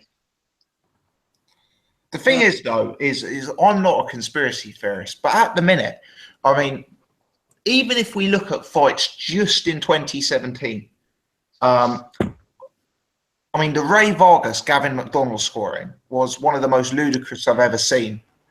The Martin Murray, Gabe Rosado scoring possibly was the most ludicrous I've ever seen. Terry Flanagan versus Petrov was a disgrace. And there's more examples than that. I don't know if Burns Relic was this year or last year. I don't know if I assume McDonald Solis was last year. It does seem to be getting worse and worse and worse, sorely. I mean, I just think it's not just in the UK. I mean, like, there's a few people put a few in the chat there that went on in America that have been absolute robberies lately. So, I mean, I just think there is a problem in scoring in general, in judging. I don't think it's just in the UK. I think it's much more prevalent at the moment. The UK didn't have a reputation for bad judging. It does now. That's something to underline. It used to have it. I don't remember it.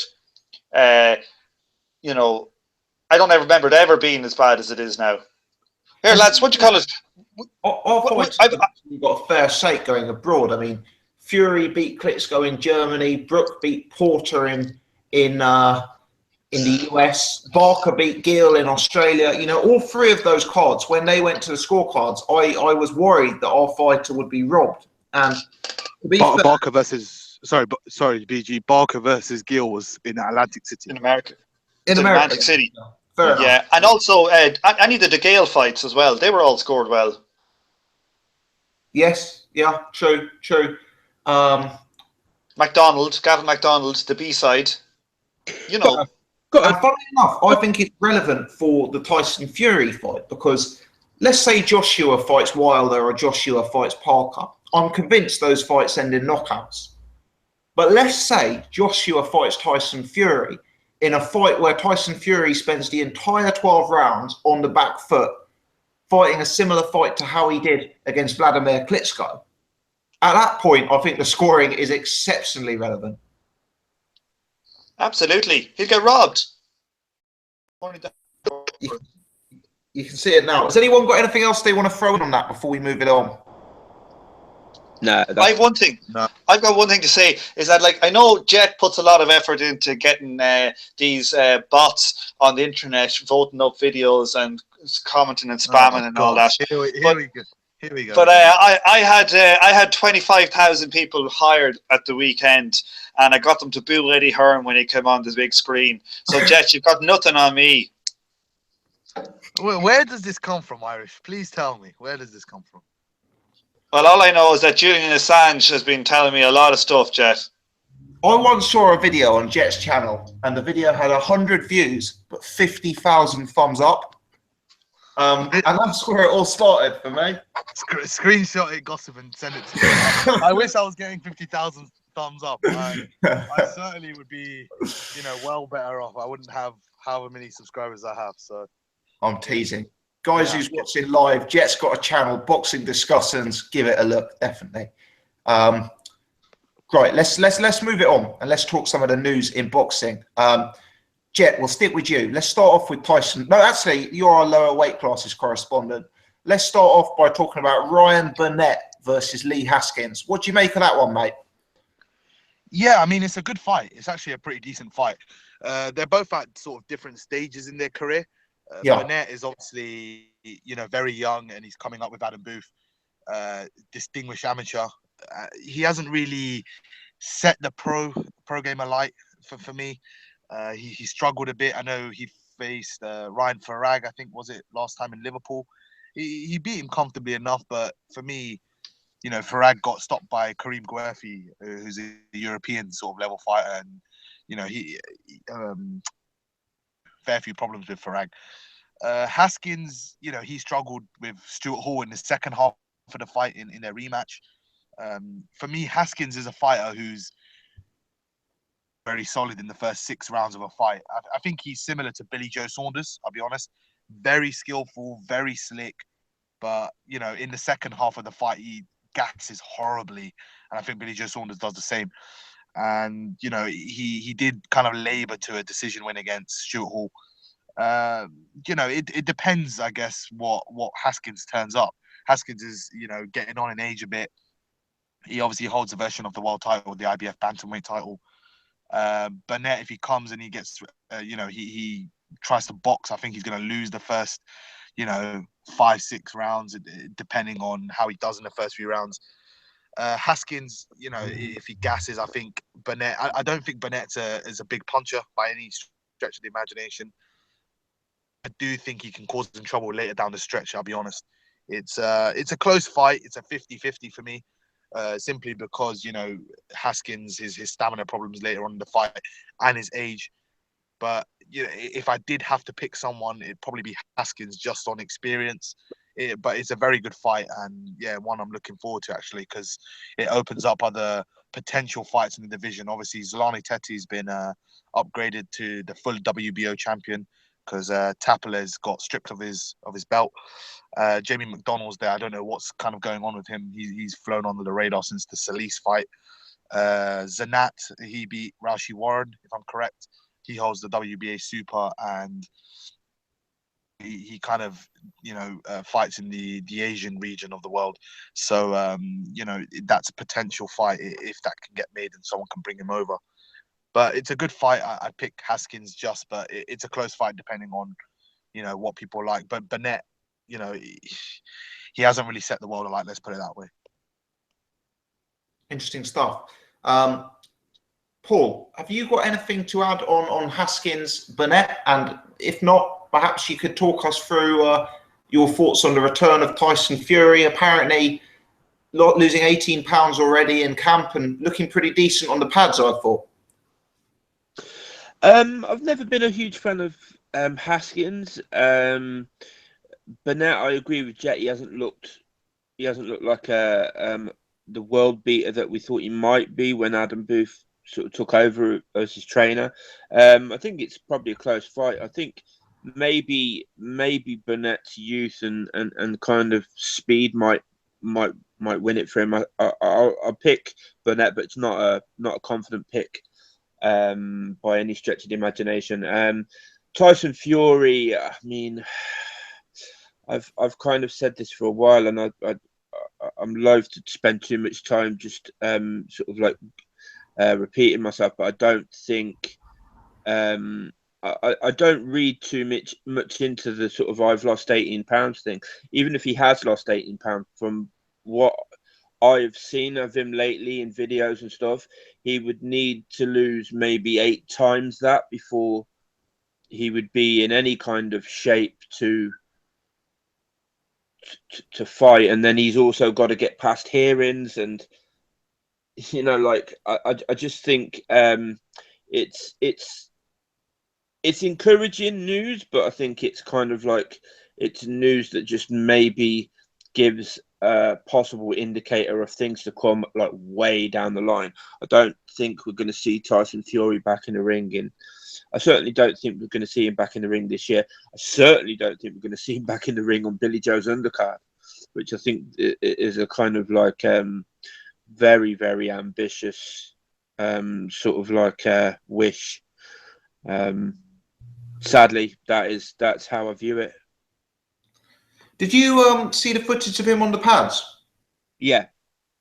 How did you? I mean, for me, maybe this was my naivety, but I thought he was so badly out of shape and you know, he'd been so inactive. I thought that he'd looked like a bit of a pop brawler on the pads, but I still thought he looked pretty excellent, despite the fact it was bizarre to see a man of that size hitting pads. But did you take some more encouragement from that, Paul? Because I was quite taken aback by, you know, how fast his hands were and how good his footwork was, even though it was only a 1 minute long clip.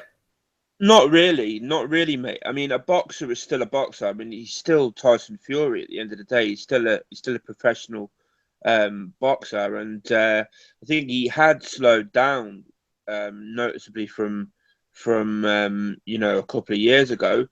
He did look kind of decent on the pads, but like, to be honest, I think anybody that's that has half decent technique and has been boxing pretty much all their life could look decent for a minute on the pads. To be completely honest, I think he was sweating quite heavily, and you know, I don't read a huge amount into that, to be completely honest. Fair enough. Yeah, I don't usually take much interest on what people are doing on the pads, because I agree that it's quite easy to look good on the pads when they don't hit back, etc. But for Fury, I honestly thought he'd be even. I know this is pretty naive of me. I honestly thought he was 6 months, 9 months off even looking that good. He was so bloated. But yeah, he obviously retains his class. Let's put it that way. Maybe the damage is deeper. Tom, let's bring you back in, mate. If you want to add anything to the Tyson Fury pad work or the Burnett versus Haskins story.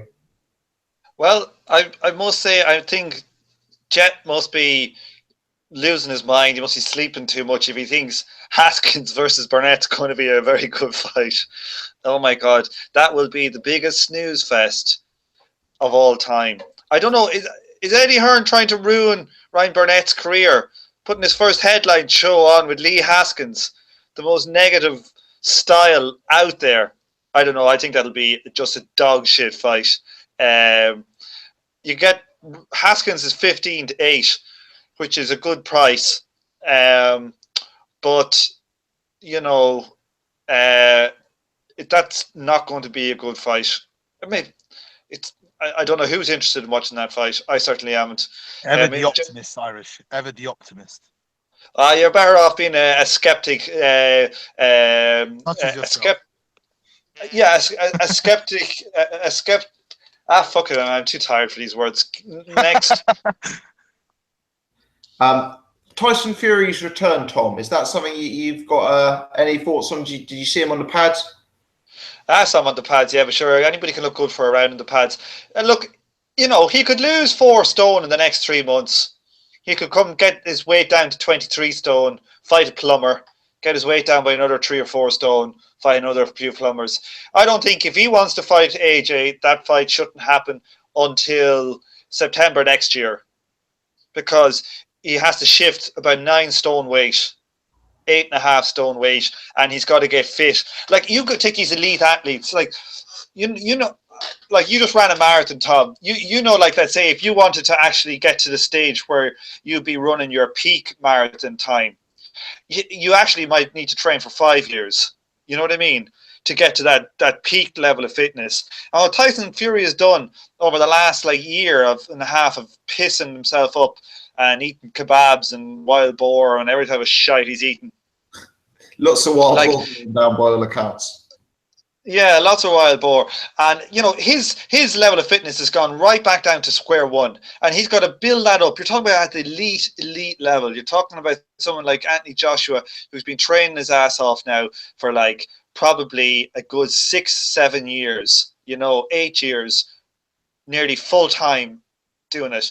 And Tyson's coming back from nothing, so he shouldn't go near anything like that. I just wanted also a question for you, Gossip. Who are all these people now? You've had so many trolls, and not trolls, but just regulars who would say Vlad was shot when Fury, who are AJ fans. Are any of these boys coming out and say Vlad was really good now? Or are they saying AJ is shite because you only barely squeaked past? I've actually had an even more bizarre claim than either of those, Tom, which is that Vlad was set for Tyson Fury. Perhaps he was ill, but has now improved and is now a better fighter at 41 than he was at 39. But no, I think, interestingly, the suggestion that Vlad was a terrible fighter when he got in the ring with Tyson Fury seems to have dissipated. You know, I said time and time again on this channel, Vlad did not get older overnight. It was Fury's style that caused him those problems. But no, those people haven't come out of the woodwork. You're spot on. Or they've changed tack. Yes, yeah. They're adapting frantically. Let's put it that way. Funny that. Yeah. Let's maybe throw in one other news item. So video's gone pretty viral this week of a heated confrontation between Tony Bellew and Deontay Wilder. I also realised there's been quite a lot of associated Twitter beef to this story. Now, my theory here is that Hearn is going to match up Bellew and Dillian White with Parker and Deontay Wilder. I think he's going to put those fights together because it's a win-win for Hearn. If White or Bellew wins, Hearn adds another version of the World Heavyweight Championship to his stable, and as such can create a domestic unification with AJ. If Bellew and White loses, from my perspective, I think Hearn considers them expendable. I think he's already tried to cast Bellew out with David Haye. And then it creates the suggestion of, you know, massive fights. Because I think Wilder and Parker's profiles are still relatively low in the UK. So I just really wanted to float that out there and get some thoughts on that. Paul, do you think that's a sort of realistic set of events that I've just outlined there? 100%. 100%. I mean, bring in. Have to excuse me. I'm just eating a thingy. Yeah, bring in Wilder over here. For the fight at the weekend, I think was the first indicator that that's what they're trying to do, trying to sort of raise somebody like his profile. And like you say, I mean, I think Bellew and White are both sort of like expendable. Bellew has been sort of like humming and hawing about retirement and stuff anyway, hasn't he? So, I mean, he says he likes the sound of world champion. I don't see him beating either Wilder or Joseph Parker, to be completely honest. Not in a month of Sundays. I think Wilder would absolutely ice him. I think Parker probably would ice him as well. But yeah, like you say, I mean, these guys are both guys that have some sort of profile in the UK, and any wins for Wilder or Parker over either of those two in the UK will certainly raise their profile. It's pretty obvious, isn't it? I mean, to me, it's pretty obvious. It's just kind of like whatever happens if by chance Dillian White was to, I don't know, beat Joseph Parker or something, which I just really cannot see at all.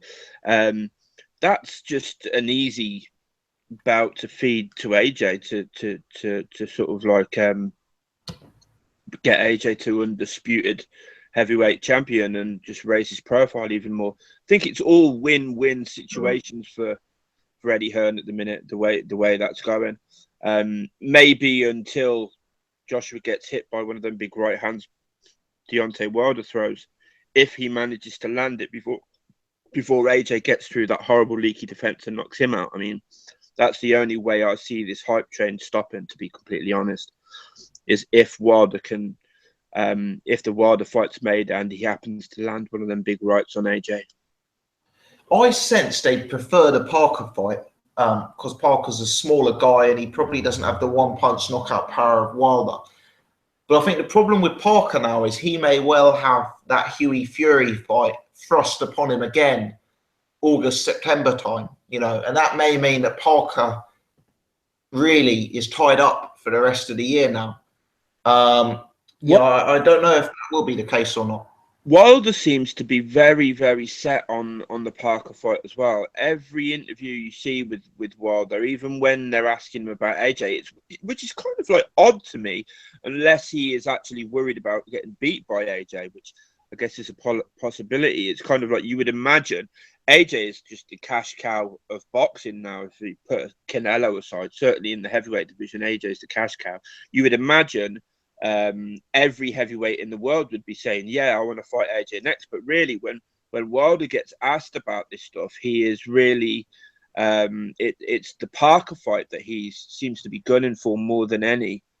And I suppose you can understand that if he sees Parker as an easier target, then it sets up a sort of like huge fight in the end of the year. He's got 2 bouts, AJ's got 2 bouts. Put it all on the line. I suppose that makes sense. I don't see any of these massive fights being made like all that soon. I think AJ will probably fight maybe a journeyman next. The other thing I wanted to say though is with regards to the bout situation, these governing bodies, particularly the IBF, are notoriously picky in the way that they actually strip people and who they strip and who they don't strip. If you remember, they stripped Tyson Fury, and then Charles Martin won the title. They said they were going to give him a year to enjoy the bout.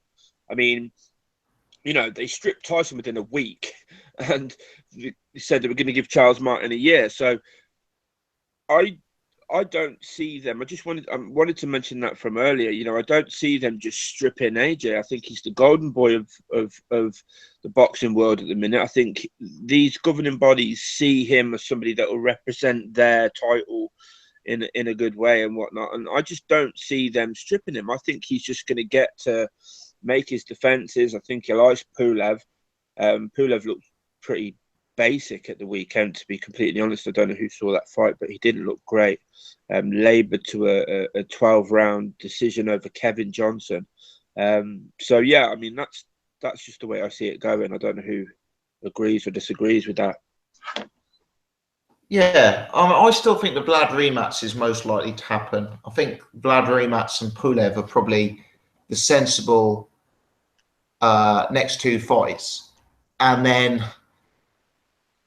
I imagine they'll need to find a way to get out of that Luis Ortiz fight, because if the Vlad rematch happens September, October time, and then the Pulev fight happens anywhere from like December through to like February, they'll want to keep that next slot free for a Wembley Stadium fight 2018.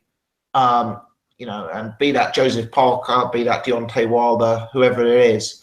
I certainly don't think they're going to want to do that against Luis Ortiz.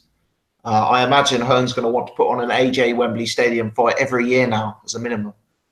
But it's interesting stuff. It'll be fascinating to see what direction it goes. I did see a video on Hatman's channel today, shout out to Hatman, saying Hearn's commented on an interview with TalkSport, I believe, that AJ will only fight 2 times a year from now in. And I guess possibly that kind of relates to all fights being 12-week camps and that sort of stuff, which is understandable. But yeah, it's going to kind of mean if he's only fighting 2 times a year, it's going to kind of mean that if he's going to stay as a unified champion, he's going to have to do mandatory after mandatory after mandatory after mandatory without really taking the voluntaries. Eddie Hearn said that on the IFL interview. Did he? Yeah. On the one just after the fight where Coogan wasn't there, it was, I don't know who it was. It was the other guy, not even James, the other guy who they sent. Eddie Hearn said that about fighting twice a year and whatnot. So. Yeah, definitely. But I suspect that they wouldn't mind getting stripped of the WBA, because as much as they'd like to be a unified champion, I think he's kind of bigger than belts right now. And I also kind of think that with the belts come the negatives of the mandatories, and Luis Ortiz is not a mandatory you want. It's not because I wouldn't pick Joshua to beat Ortiz, because I would, but it's that Ortiz is a risky fight with a guy with very limited profile, etc. If they want to take fights of that risk, they want it to be against the bigger names of the division. That's my perspective. So I'm not surprised if he gets stripped by the WBA. I doubt the IBF will strip him like they stripped Fury. That's my prediction. I reckon they'll give him some sort of exemption and allow him to fight Pulev towards the end of the year. I mean, think either of them will strip him, and I don't think they're going to be particularly worried about Ortiz. I kind of disagree about Ortiz there, Tom, because I think Ortiz, within the context of the heavyweight division, Ortiz is a big name. He's known as a bit of a killer, but I think most people would agree when you look at Ortiz in the last couple of fights, he's looked like he's visibly slowed. And I don't think they'd be particularly worried about Ortiz. I mean, if you remember, just like 18 months, 2 years ago, we all sat on this podcast and said, there's no way they're going to feed AJ to Klitschko or anybody like that.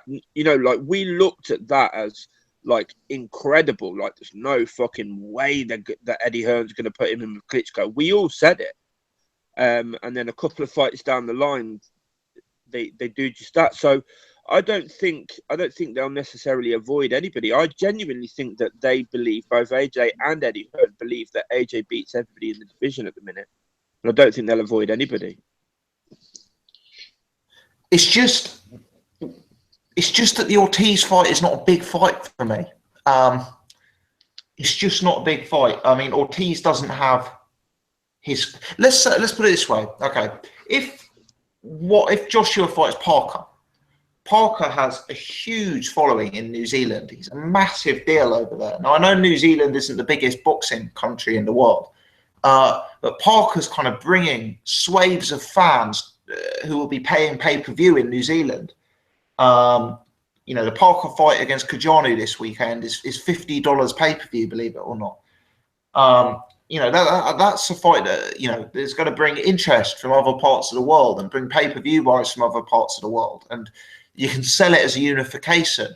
With Ortiz, I just don't think it's a massive fight. I don't think he's a fighter that the casual fans have heard of. He's not a good talker. He's not going to sell the fight. He's going to look very small compared to Anthony Joshua. And he may end up, you know, he could beat Joshua depending on how much he's got left, but he may make Joshua look dubious in there. So I just wonder whether that's a sensible business fight, and I wonder if Eddie Hearn may be inclined to give that one a swerve, but we'll see. I think the other problem, as I say, is I think he'll fight Klitschko next, Pulev after, and that would probably mean if he did fight Ortiz, that would be his spring-summer fight next year, which is a huge window to put on the other fight at Wembley, isn't it? Yeah, you might be right, mate. You might be right. Although maybe Joshua could sell out Wembley against, you know, anyone. Maybe he's a big enough name on his own. He doesn't need to. It doesn't matter who the opponent is. I don't know. Yeah, well, I've heard a few people suggest that recently. I saw the Boxing Voice did a phone in on a couple, like the day after maybe it was Sunday or Monday or something, and a lot of people there was a lot of English guys phoned in.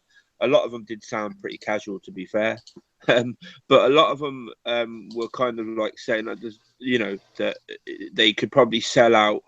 I don't know that they could sell out Wembley just on a nobody. I'm not sure about that. Maybe they could. I don't know. I think I just think Klitschko played a big part in that. His name and the following he had played a big part in why that fight did as well as it did. Interesting stuff. Yeah. Okay. We will see. Jet, Tom, before I move it on to next week's action, do either of you want to get in on some of that conversation I've just had with Paul? Yeah, well, I'd like to say that, you know, the one thing that happened when they stripped Tyson Fury is that whoever wouldn't take step side money. So if the mandatory Glaskov, yeah. So if Pulev, I imagine Pulev is willing to take £300,000 or £400,000 step side money for not fighting, you know. So I don't see it. You know, they probably won't strip him because somebody will take step side money. But anyway, yeah, you know. Very good point, Tom, actually. That's the point that I hadn't considered. Pulev's had the opportunity to have that Joshua fight before. So I guess if he was desperate for the fight, he'd have already taken it, wouldn't he? So, yeah, that's a good point. Pulev's opposition's been getting worse and worse and worse, hasn't it? You know, he hasn't really moved in the direction of the top contenders of late. Are we going to do another hour and a half on the Pulev Johnson fight? I didn't even raise that one, but Paul mentioned it. I know you watched that one, mate. What was your take on it? I watched it and I put what a disastrous betting weekend. All my profits for the last year have nearly been wiped out. I had money on Pulev to win by knockout, and I caught at the end of the first round, and he had Johnson stuck in the corner, and I was going easy money, and he stuck him in the corner for essentially 12 rounds, and bet the fucking bejesus out of him, and Johnson took it.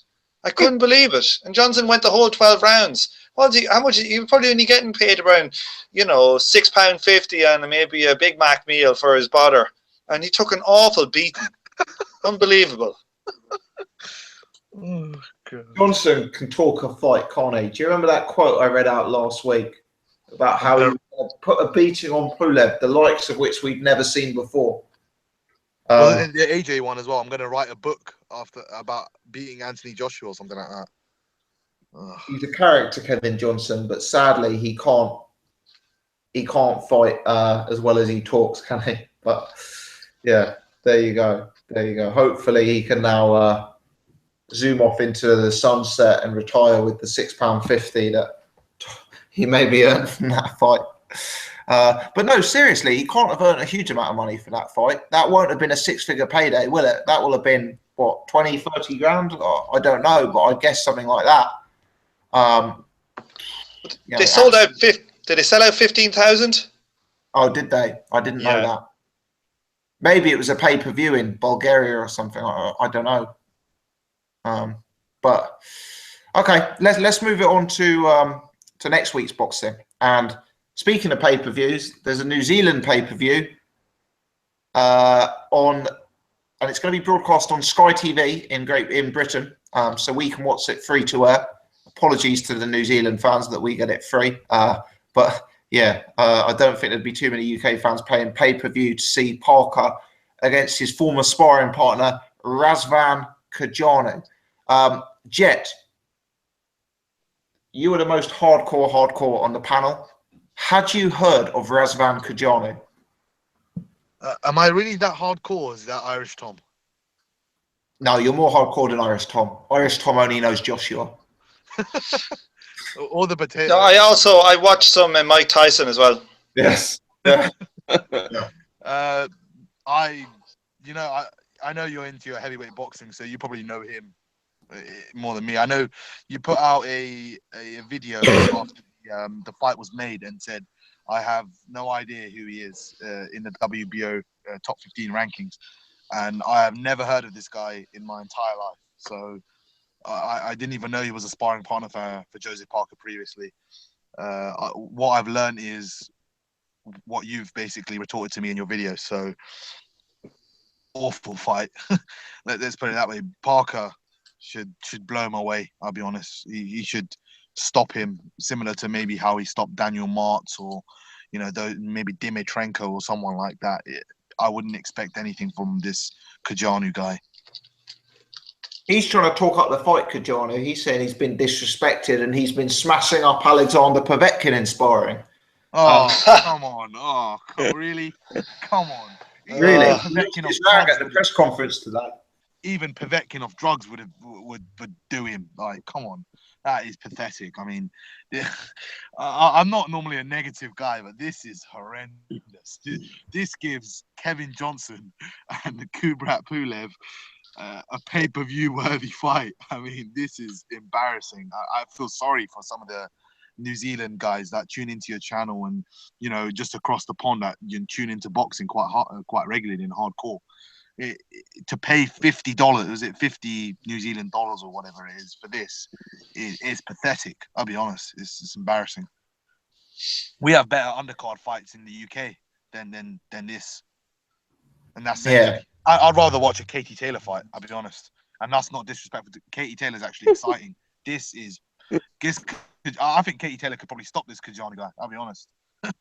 That's how bad it is. That's how bad it is. I mean, no other superlatives to describe. I mean, to be fair, there wasn't much they could have done. The pullout came what was it, 10 days, 11 days, 12 days, no more than that. Yeah. And they had to get someone who was willing to fly over at a week's notice. Wasn't you know. you mentioned Rudenko, Fedosov. I thought Fedosov might travel. So what they said is that was that they'd spent the whole sparring camp training tall opponent, someone very tall, which is what they thought Hughie Fury represented. So they said they wouldn't take the Rudenko fight based on the fact that he's 6 foot tall. The Dominic Breazeale fight, they said they did look at, but Breazeale couldn't make the date. So they kind of said there wasn't too much actually available other than Kajanu. And to be fair, wasn't that Japanese guy there? I know he turned down the fight once. Was it Fujimoto or something? Apparently he's less than 6 foot. I'm not sure. I know Parker was supposed to fight him a couple of years ago.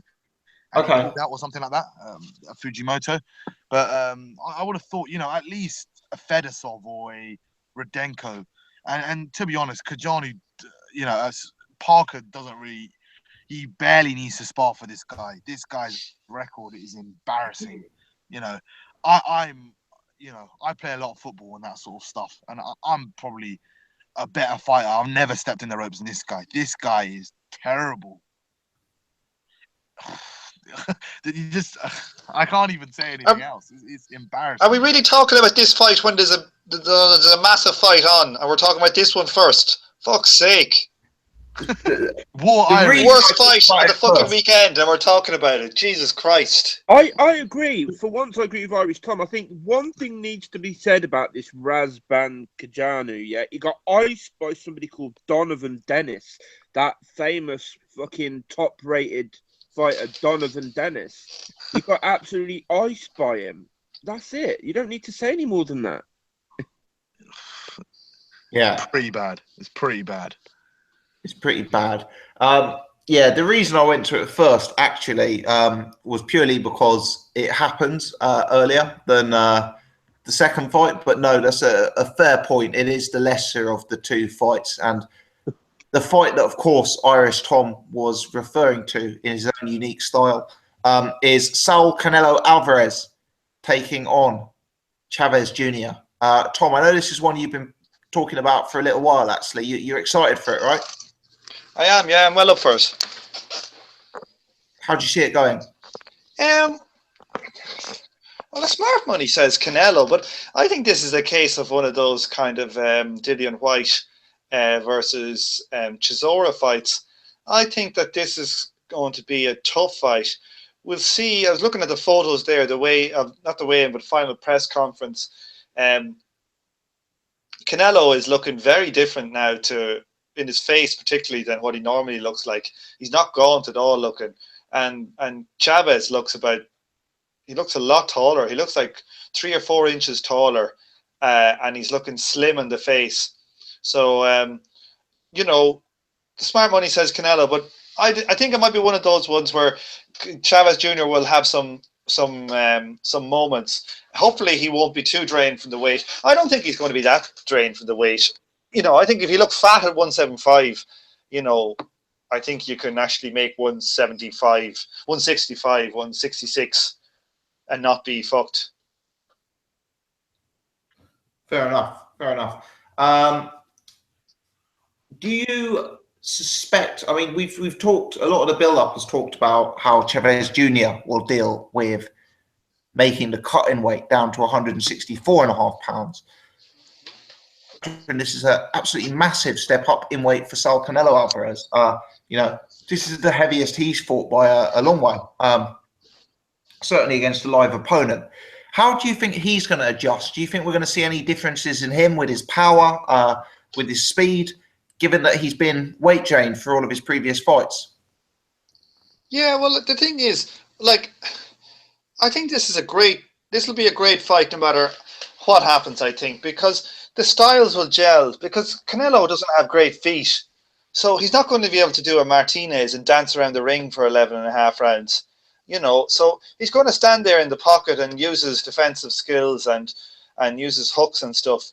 But the last place you want to be is right just there in on top of you with Chavez. Because even if you have good defensive skills, you know, you're still going to be catching shots to the elbows and the arms and the head and wherever else. So I just think this will be you know, and there's two Mexican lads. There's going to be a lot of chavismo and all that stuff. Machismo on the line, not chavismo, but that's Venezuela. But I think that you know, I just think it's a very good styles matchup, and you know, I wouldn't be surprised at an upset because, you know, when was the last time? I suppose, you know, not very many times in his career has Canelo fought guys that were bigger than him. Maybe Trout. Any other fight that he's fought somebody who's actually bigger than him? The thing, also Irish with Trout. Trout was taller than him, but Canelo had a weight advantage. So, yeah, you're probably right. It'd be interesting to see the weights on the night as well between both guys. Yeah, and I don't. Trout's a decent fighter, but he doesn't have the chin of Chavez Jr. Chavez Jr.'s got a great chin, and I don't think he had the punch of he doesn't have the punch of Chavez Jr. either. So we'll see. Jumping 10 pounds is a lot of weight for a guy like Canelo, who's typically been a weight bully most of his career. So we're going to see what's going to happen. He's not going to rehydrate to 200 pounds. That's for fucking sure. Yeah. I guess Canelo's come into his fights as a cruiserweight before, and wouldn't be surprised if they both come into the ring at about 180. But Chavez is clearly the bigger guy in terms of frame and range and reach and that sort of thing. Paul, how do you see that fight going, mate? I don't know. There's a lot of unknowns, isn't there? I mean, I kind of tend to think that the weight thing will affect Chavez Jr. I mean, he wasn't. I mean, maybe one or two fights he's looked a little bit chubby or whatever, but he wasn't like he wasn't what I'd call fat. I mean, I don't know if he's really got enough anyway, even as a fighter. I think he's quite limited. I've never really been somebody that really hugely bought into Chavez Jr. He's got a great chin. You know, I think his power was overrated. I think he's really struggled to get guys out of there that have been iced by other people. I mean, he struggled with Rubio, and I mean, Triple G absolutely destroyed Rubio at 160, and Chavez Jr. kind of struggled with him, and he, you know, I know he beat Andy Lee, but he didn't knock Andy Lee down either. He didn't knock him out or anything. So I don't think he's got a huge amount of power either. I just think Canelo is such a bull. He's just so fucking stocky that I think he will really kind of like he's not looking weight drained at all. He don't look gaunt. He looks big. He looks strong, and I know he's going to be shorter, but I can see him. I'd love to see Chavez Jr. stop him, or at least beat him, because I don't like Canelo. Canelo's just, I mean, I don't know if you guys guys see the face off and that and this stuff with the bout. The WBC made a special bout for this particular bout, and Canelo saying he won't fight it because is it a Cinco de Mayo belt or something like that? Yeah, he won't fight for it because the WBC had the gall to try and enforce him to fight Triple G and try and enforce him to fight his mandatory, like they do with every other fucking fighter.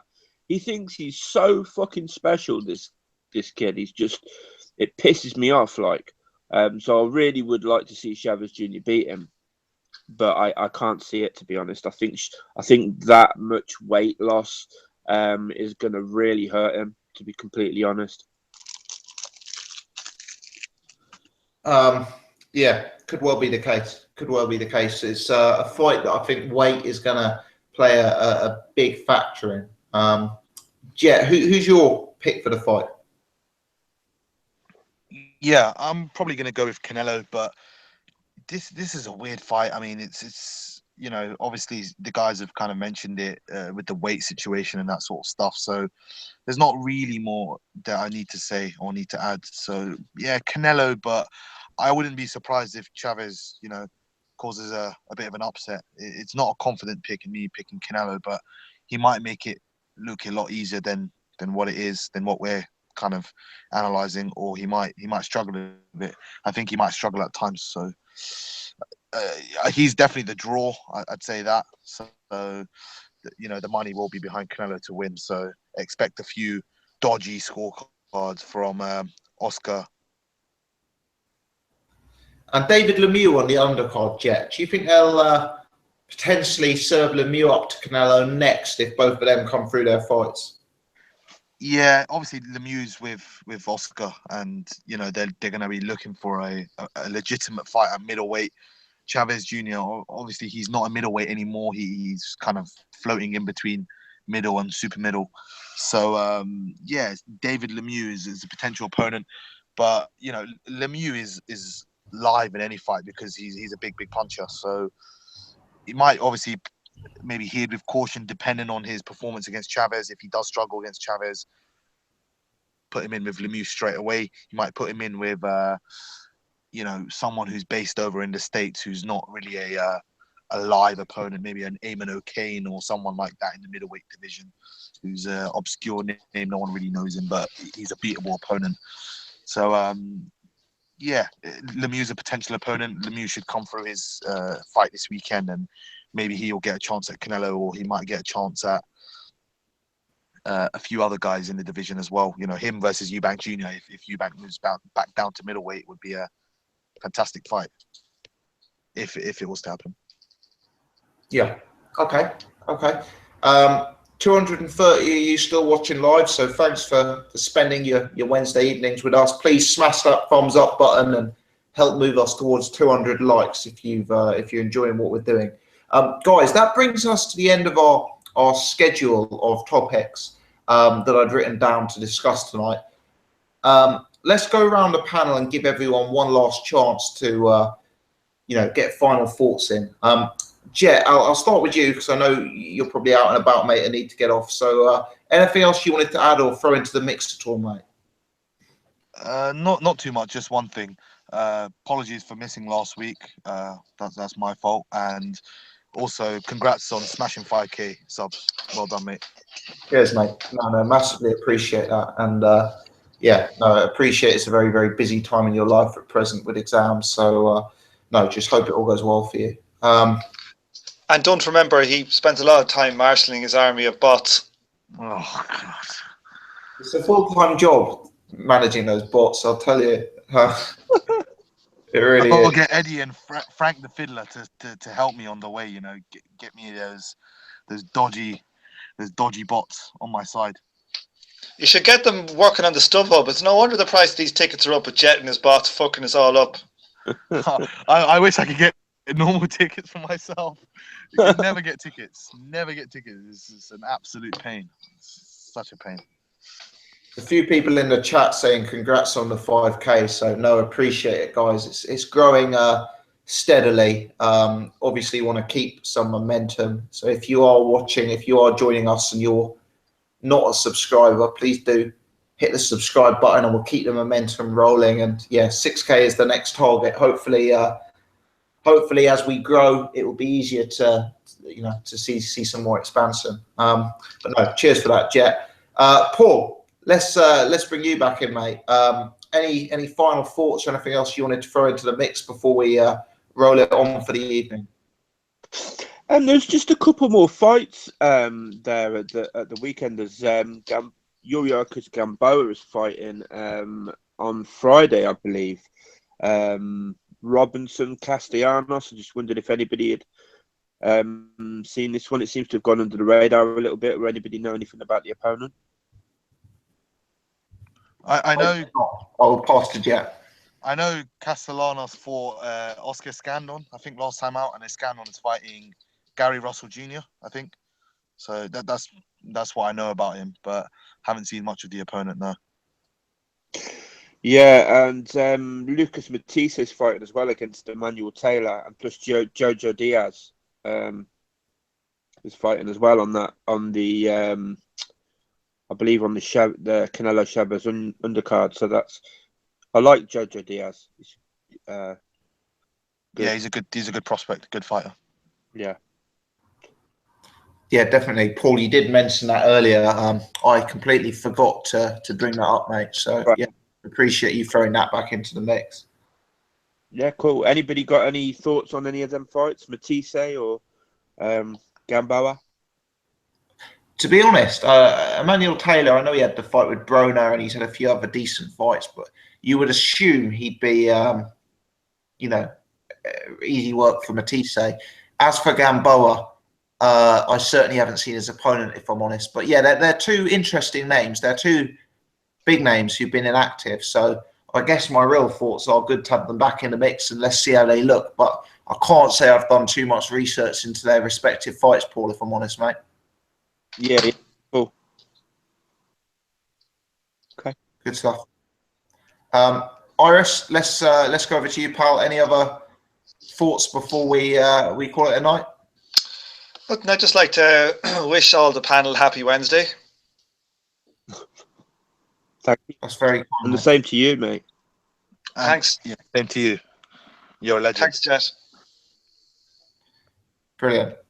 That's very kind of you, Iris. I would like to wish you a happy Wednesday as well. And I hope your Thursday is even happier.